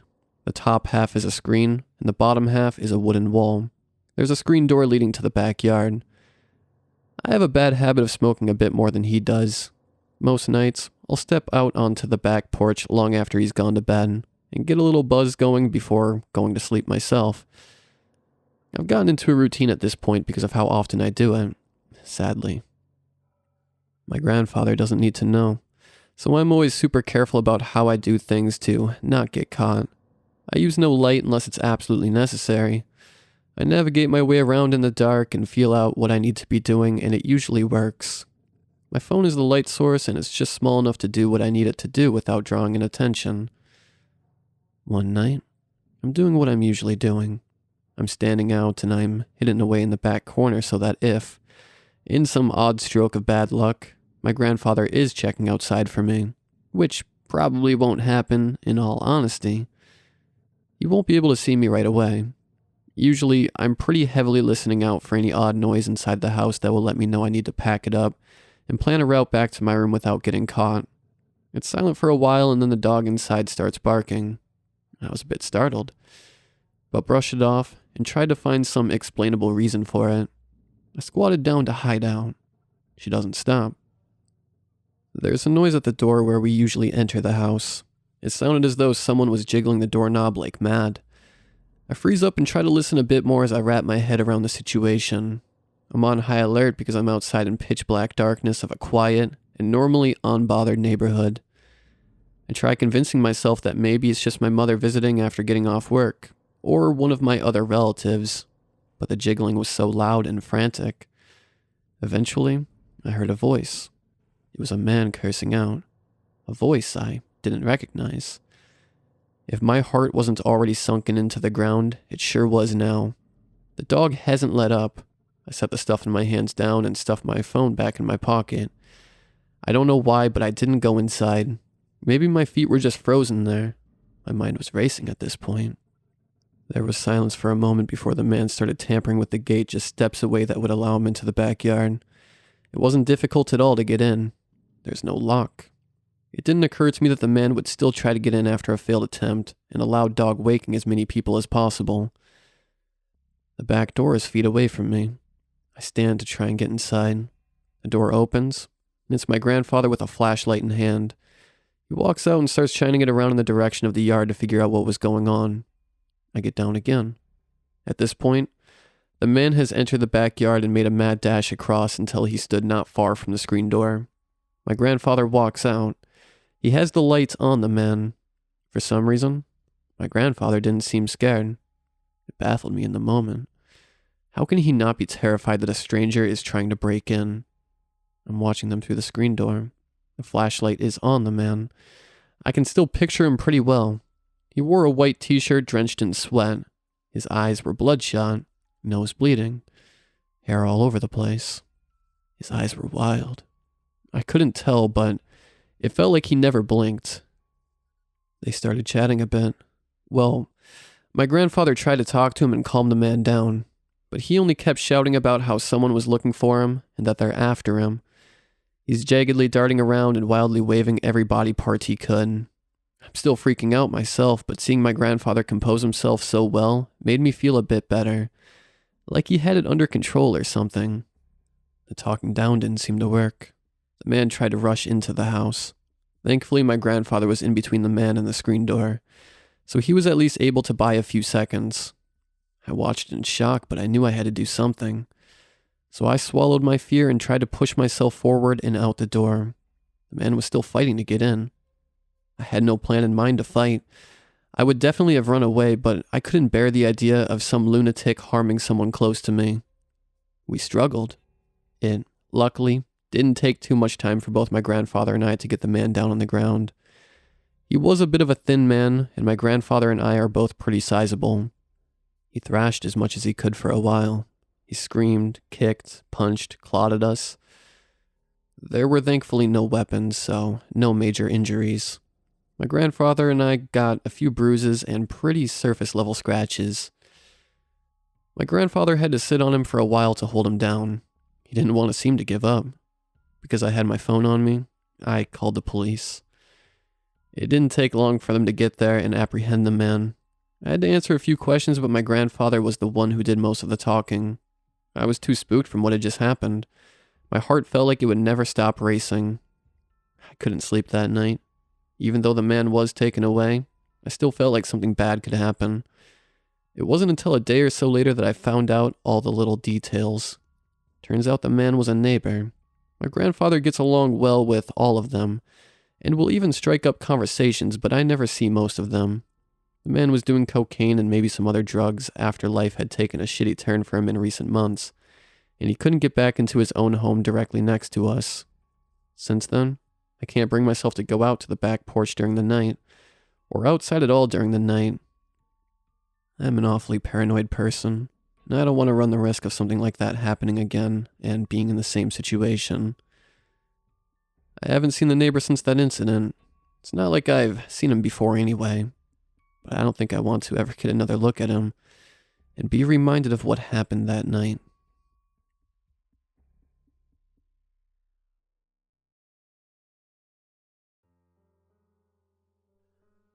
I heard it again, the scraping of metal against the trees. The sound made every fiber in my body shiver with anxiety and dread. I shouldn't have gone to the party. I shouldn't have trusted my friend. I shouldn't have gotten in his truck. And I most certainly shouldn't be alive right now. How the hell did I get in this situation? I thought it only happened in bad quality horror movies, where the girl gets chased by the murderer and gets killed the most brutal way. But only a few minutes after it started. I can hear him hum to the music that was previously playing at the party. Normally I would have commented something stupid like, "Hey, Michael Jackson called, wanted his voice back," or "You should join a boy band, so that you could have someone to sing Mamma Mia with." But this wasn't a joke anymore. I know what he's capable of since he had the morality to show me exactly what karma meant. I have to force my eyes away from my thigh, where the pocket knife still sits steadily engraved into my skin. I know that I'm bleeding, but I can't do anything to stop it since I'm only wearing a thin flower-printed summer dress. The fabric wouldn't be enough to wrap around my leg. I was doomed the moment I stepped into that truck, and I only realized that now. It only grew darker in the forest as the sun was setting, which was both a plus and a minus. It grew colder into the night, and I kept swearing at myself for leaving my jeans jacket in the trunk. If I hadn't, I wouldn't be freezing to death before he could even find me. But it also grew darker, which means it would be harder to see me in the trees. It's so quiet in the forest. The only sounds I could hear were the scraping, the humming, and the low footsteps on the mossy ground with a few fallen branches breaking here and there, only to add to the majestic aesthetic that was slowly building up. My heartbeat was in my throat. I didn't know how long we had played this round of cat and mouse, but for me, it seemed like hours, and it was surely starting to take a toll on my lungs. "Alex, come out, wherever you are." I could hear his grin in his voice. I knew how sadistic it looked. It had burned into my memory like permanent markers on white cloth. I know he was enjoying every second of this game. I never usually cried, but right now I couldn't help it, and I felt my vision starting to dim. I know I could under no conditions afford to break down right now, so I frantically wiped my tears and continued to attentively listen to the sound of his breathing. He was getting exhausted too. Even if he had the best physique out of the two of us and didn't have a knife in his limb, he hadn't paused to breathe as I did. I saw this as my opportunity. If I could run past him and back to the highway, I could have a chance to meet a car and get help out of here. But even if I wanted to move, I sat frozen on the ground, my back still tightly pressed to the trunk of an oak. I had to run. I didn't have a choice if I wanted to survive this. Sooner or later he would find me, and I'm sure my death wouldn't be very pleasant. I had to stand, so I did. With the last of my powers, I forced myself up slowly. I was not going to let him use me as prey while he plays hunter in this game of life and death. And so I run, as fast as I can, pushing every living cell in my body to its limit. I just needed to get as far away as I could and fast. After a second, I could hear him yell behind me, swearing and shouting at me to stop, but I didn't. I just kept running even if my legs stung like hell. I couldn't stop. Not now. Soon I began to see the road behind the big trees, and I almost cried out of happiness at the thought of hugging my parents in safety again. But then suddenly I felt a tug on my dress from behind and I fell straight into the dirt, face first. I felt the knife digging deeper into my tissue and I felt a scream tear out of my throat. It felt like the end. The pain was just too much to handle. I turned around to look at him, but it was too blurry to see his face as he traced a finger against my jawline, feeling the deep, coffee-colored curls of my hair. "Don't run from me, Alexandra." I didn't even know what I was doing anymore, but I used the last adrenaline I was holding to dig up a handful of dirt with my free hand and quickly throw it in his eyes as he was busy studying me. He cried in anger as he desperately tried to get the dirt out of his eyes, and I quickly slipped out from under him. I crawled up and began halting my way to the road again. Everything was blurry. My leg was practically burning, and I felt like I could barely breathe. But I couldn't give up. I just couldn't. A car rushed by and I threw myself as fast as I could so I could stop it. It nearly collided with me, but it stopped just as it was about to hit me. I ran to the passenger seat and got in. Then I quickly yelled at the woman to drive, begging her with my frantic eyes still scanning the forest after the blue-eyed man. I couldn't hear much, but I could see the woman slam on the brakes and take out her phone. It started to ring in my ears and everything was beginning to go black. I laid my head on the glass and finally breathed out when I heard the woman call 911 with panic lacing in her voice. I was saved. But I know this won't be the last I see of my brother.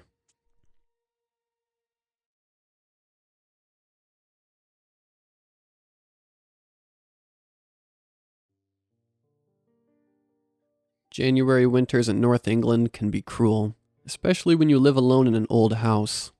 I was sitting curled up on my couch, flicking through my book and sipping at my cooling cup of tea, as the world turned sullen and dark outside.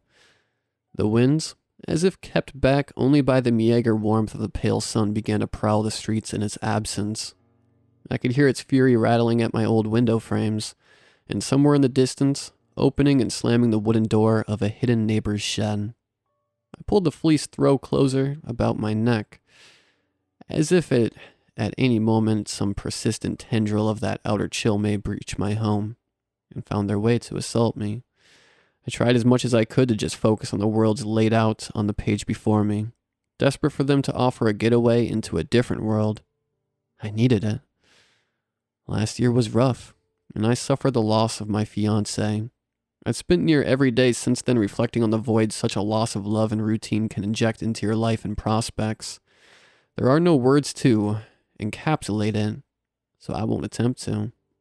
It was only recently I could try, alone, the activities we used to do together. I relied on the warm glow of my lamp which sat on my end table, as it was energy efficient and I wasn't doing too well financially, having lost half of the income. Not in this market. Not during these times. The rest of the house was as dark and cold as the world outside. It was almost impossible not to feel incredibly lonely when a sudden noise buzzed around the house, or rather, lack of noise. The lamp went out in tandem with the silence. I knew instantly that the electricity had gone. There was no general hum of background noise that you can only notice when it suddenly frizzles into nothingness. In some houses, the older ones, bills aren't paid once per month, but rather you have meters, in which you take your gas card and electricity key to a shop and top them up with credit. If you don't keep on top of it, you can find yourself in a situation like mine, even if you're practicing an economic lifestyle, my way of avoiding the admission that I've been forced into. Parsimony by circumstance. I could feel tears storming to my eyes. A stinging of bitter frustration festering about my nose, and a hollowness clawing back and normality that the tea and book offered. It was his job to keep the meters topped up. He had a routine. He had a set time to check. I was never on top of it. I could never remember. Using the torch on my phone, I guided myself up to my room. Feeling that weight of misery when all you want is for the world to swallow you up, for life to pause for a while so you can sob your way to catharsis, but incessant necessity tears you from the pursuit of numbness into dreaded action and responsibility. I could have called my parents, or my in-laws, or even my brother, but that meant sitting in the darkness as I waited for them. Their veritable burden of duty, until they came over to sort it for me. I didn't want to be a nuisance, and honestly, I didn't want to deal with the company. I did better processing my emotions alone or escaping them. I wanted to force myself to read. The house was indeed chilly, and removing the throw inflicted instant regret, but I soldiered on, dressing myself in a jumper, coat, hat, scarf, gloves, trying to ignore the sentimental value of each one. The scarf was a gift from him. The coat I bought when I was with him. The tears would freeze on my cheeks as soon as I left, so I gently brushed and rapidly blinked them away. As soon as I stood foot outside, I felt odd, vulnerable. The street was empty and dark. It was 9 at night, so I didn't expect them to be filled, but it was a different emptiness, a sheer lack of life. It felt like I'd been harboring within, had now reflected without. There were no kids' toys left in gardens to be picked up and played with the following day. No scooters or bikes left on their sides.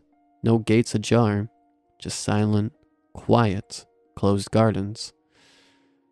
I started on my journey to the shop with the key, card, and wallet tucked away in my inner pocket, and as I walked, I felt a distinct eeriness steal over me.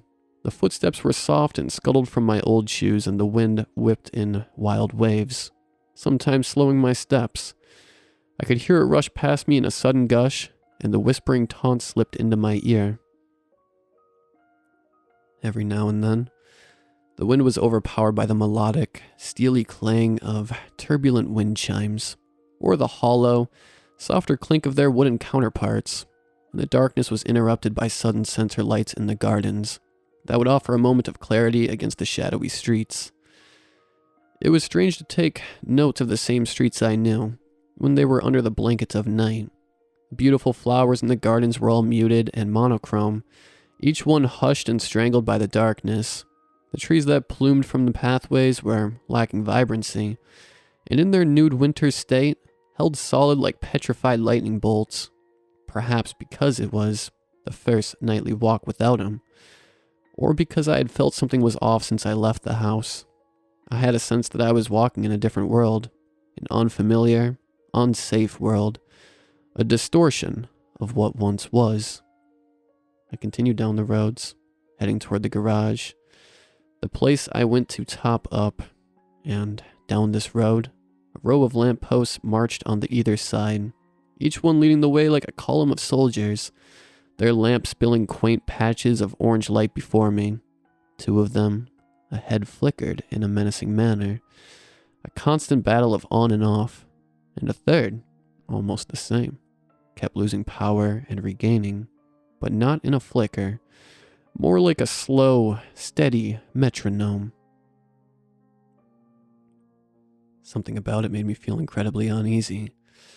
I felt like, as much as I was keeping an eye on it, something else was keeping an eye on me. In spite of the clear emptiness of the long road, I glanced up and down to make sure there was nobody else around. Checking in the gardens, letting my eyes stroke across the windows, only to find them all blocked by curtains. I was just being stupid. I was just tired, cold, and anxious to be back home. I was projecting a mood of uneasiness. The light flickered on once more, and I could see, standing directly beneath the lamppost, a single figure, a silhouette, unmoving, dark, undiscernible features, but I knew it was facing me. Its shoulders broad and stance strong. I froze, perhaps matching its rigidity, but 1,000 thoughts betrayed my outward stability, racing through within until the light snapped off. In that fractional change, the most profound klaxon of imminent danger began to screech within my head, but in a state of quiet panic, I couldn't eject myself from the situation. That would be a clear signal that I was weak, fearful, alone. I began to backtrack, slowly and steadily, keeping my eyes directly on the same point, as if the sudden shroud of darkness would allow whoever that was to steam ahead, but there was no sudden movement on either side of the street, through the other dim orange puddles, nor could I see anything limned in the road. The light snapped back on, and my heart skipped a beat, but nothing was there.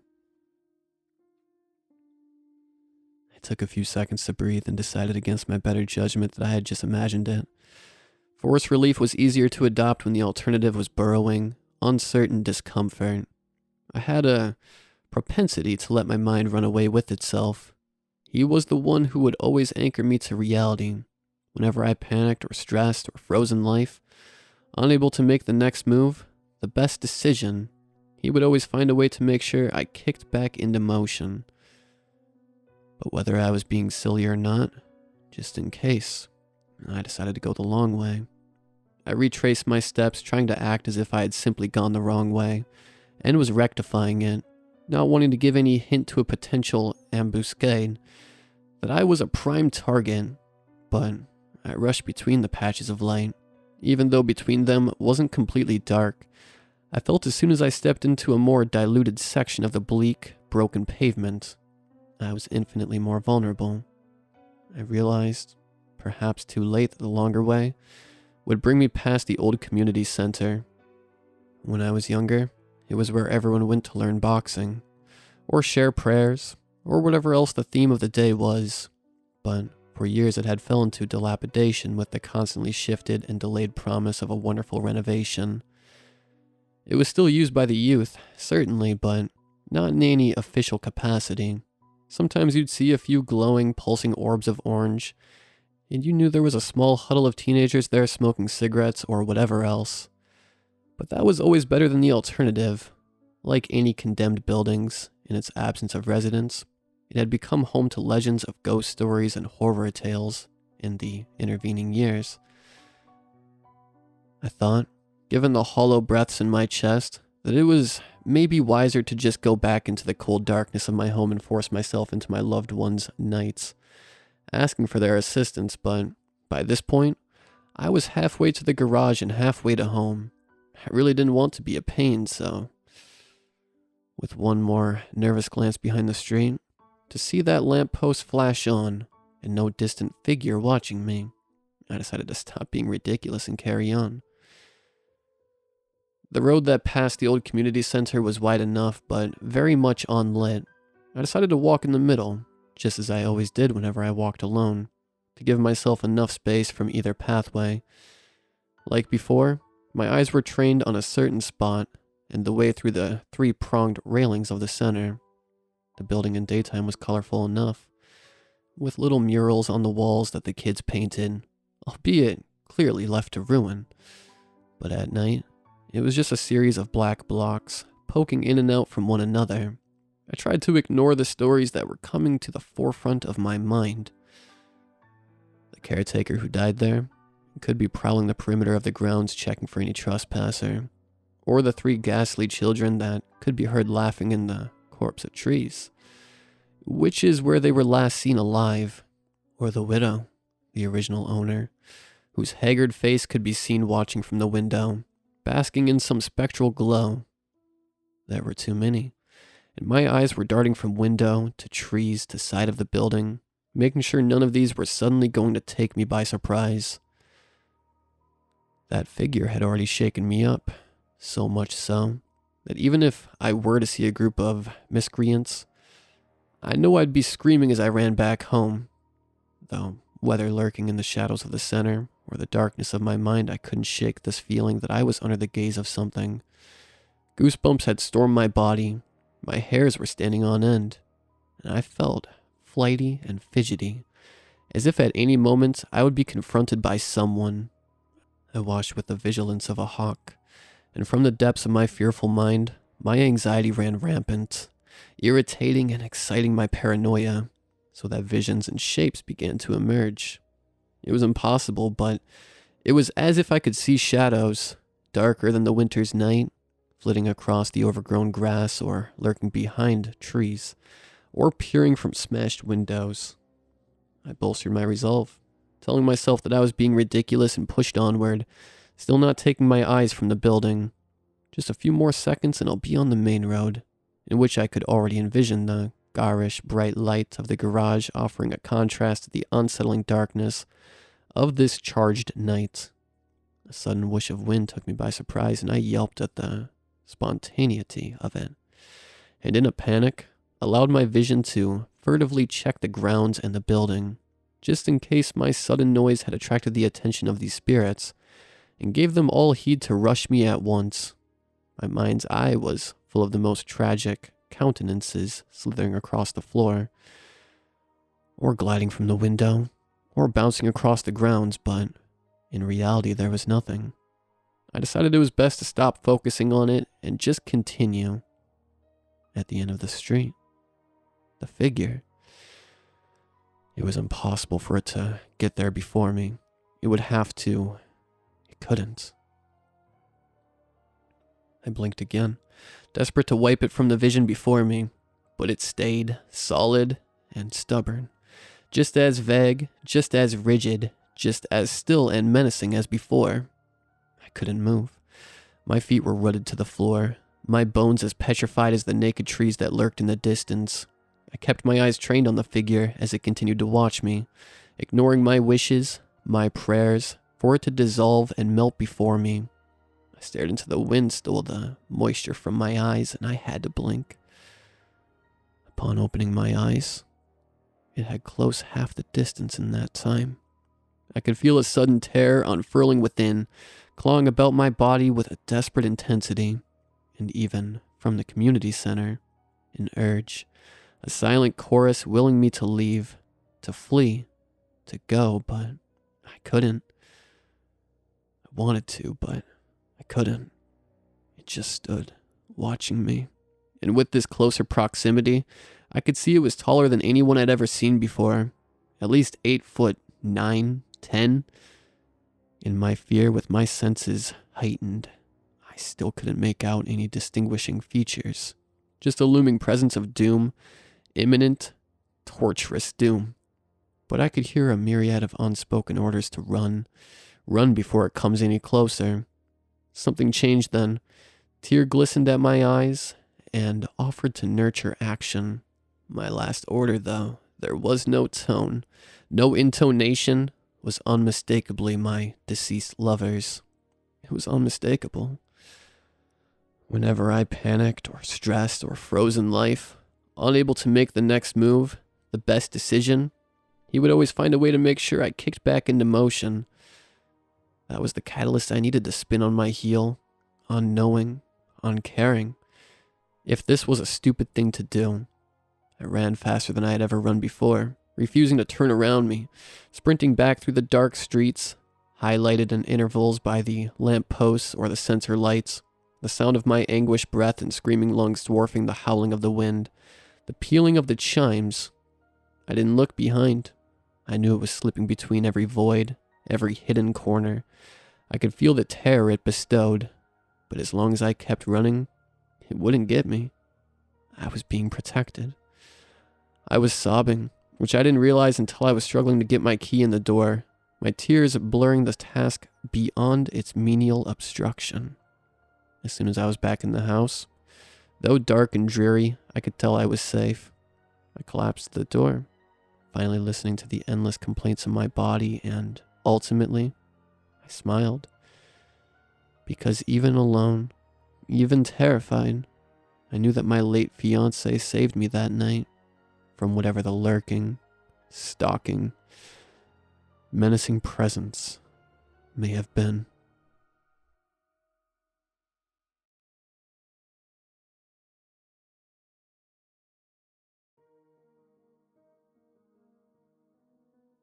In the whole of New England, there exists 245,608 miles of road.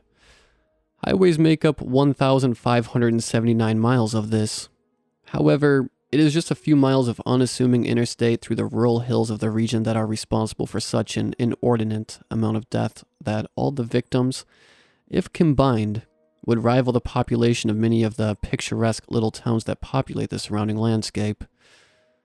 Locally, this plain stretch of straight, 4-lane blacktop and short, curving off ramps is known as the sleeping exits, though none of the local publications have picked up on the moniker, likely believing it to be in poor taste. There isn't anything special about this short section of highway at all. In fact, it's quite ordinary. Nothing about it jumps out to even the most observant of operators that would suggest an unusual amount of danger at hand. No abnormally sharp turns, no odd or irregular road configurations, No bottlenecks and almost no traffic to speak. The highway rides straight as an arrow and flat as a cut stone slab through the rolling hills and pine forests. The locals refer to them as sleeping exits, for their seemingly uncanny ability to lull a driver to sleep as if by some unseen hypnotic power. The vast majority of the accidents happen at nights and have been mostly attributed by the local police to drivers nodding off at the wheel. There are the occasional drunk drivers and careless accidents, but those seem to be the exception and not the rule. The majority of fatalities appear to be drivers that gently drifted off to sleep, never to awake again. Just last year, a tractor-trailer truck went off the highway at 3 a.m., plowing through a drainage ditch and a pair of chain-like fences before jackknifing, flipping on its side and coming to rest only a few feet in front of a gas station across the street. The driver was killed after being pinned under the wreck for over an hour. An autopsy revealed no alcohol or drugs of any kind in the man's system. There were no other vehicles present on the scene, and there were no skid marks from braking or otherwise until after the truck had jackknifed. The only witness to the crash was the clerk of a gas station who said he just saw the truck drive straight off the road for no apparent reason.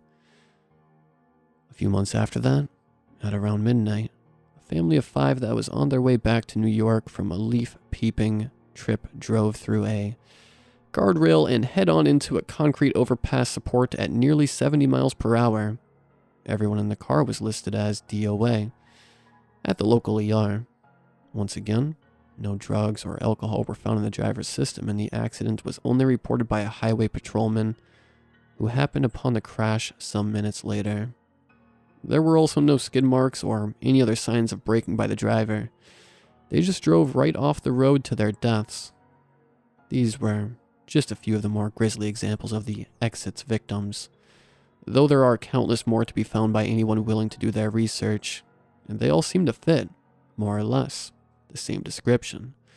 A vehicle driving late at night, seemingly without provocation from any outside force, drives off the road with no sign of hard braking, fishtailing, or loss of control of any kind.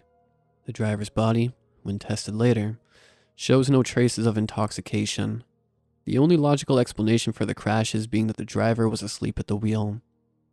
Personally, I've driven this very stretch of highway numerous times in my life, and can bear some witness to its mysterious, soporific ability. There is a popular bar and music venue at one end of the exits that I frequented to watch local musicians play. I would drive up from my home usually around 5 or 6 p.m. before darkness had fallen, and return late in the dead of the night. I had to pass directly through the 6 exits that made up the dreaded length of highway. I'm sure there were side roads that went around it, but it was, without a doubt, the quickest way to my destination, and I'm not at all a superstitious person. I made this trip frequently through my mid-20s without any problem. The road was flat, well paved, and straight. There were no streetlights and a small belt of forest on both sides, calming and required very little attention to navigate. But that was it. In all my trips through the exits, I never had any trouble keeping my eyes open or felt any mysterious pull to slumber. Sure, it seemed to account for the sheer volume of strange and violent wrecks that took place there. I figured there was some reasonable explanation to it if one were to look close enough. Maybe the numbers were inflated somehow. Maybe this route happened to be a convenient one for those making very long drives through the region. Maybe an ancient native burial ground was entombed underneath. Maybe it was aliens. Honestly, I never gave it much thought. I just chalked all the hype up to a combination of superstition and bad drivers. But that came to an end after one horrifying drive years ago. On a dark autumn night towards the end of my 20s, I took the ride out to the local venue up past the exits to see my friends, band play, and have a few drinks. Darkness was falling earlier this time of year, so it was barely light when I passed through the cursed area on my ride out. Somewhere, deep inside myself, I felt relieved to be past them before nightfall. I chuckled out loud at how silly I was being. The ride was beautiful and scenic as always, and the sunset was a spectacular blood red, which seemed to forebode an exciting and eventful evening ahead. I brushed off my childish nerves and enjoyed the rest of my ride, quietly anticipating the festivities to come. As I expected, the night was rowdy and full of youthful revelry. Music was played loud, drinks and other chemical indulgences were enjoyed in abundance. Singing and dancing were the status quo. Stories and jokes were told loudly. Romances started, then ended, and then started again anew. Couples disappeared for minutes on end and reappeared ruddy-faced and smirking. Laughter echoed off the walls and out into the street. The atmosphere felt alive with a certain electricity that seemed not altogether wholesome, but honestly, how else did we really want it? We were young and being bad was still a good thing. We knew someday it would have to end, but why should it be tonight? Around 1 a.m., the bartender gave the last call for drinks. As per my usual ritual, I grabbed a shot of espresso and a glass of water for the ride home and quickly drank them both down. I said my goodbyes, shook hands, traded hugs and even a few flirtatious looks. Then I was on my way. I didn't like to linger. Besides, the night was dark, crisp, exceedingly beautiful, and cast in the light of what appeared to be a full moon. I was looking forward to the drive home. I rolled my window down to let the night in. I put the car in drive and pulled away into the dark, headlights illuminating the way. Before long, I was back on the highway and nearing the sleeping exits. The once beautiful night had now dimmed considerably, both literally and metaphorically. The moon was now hidden behind a cloud and a heavy, stagnant mist had settled down over the surface of the road. On top of this, the jitters from the ride up had returned and, once again, the atmosphere began to come alive with an unwholesome energy. This time, though, the fun was gone from it. I pushed the anxiety to the back of my mind, blaming it partially on the joints I had shared earlier with some friends, and focused on the road.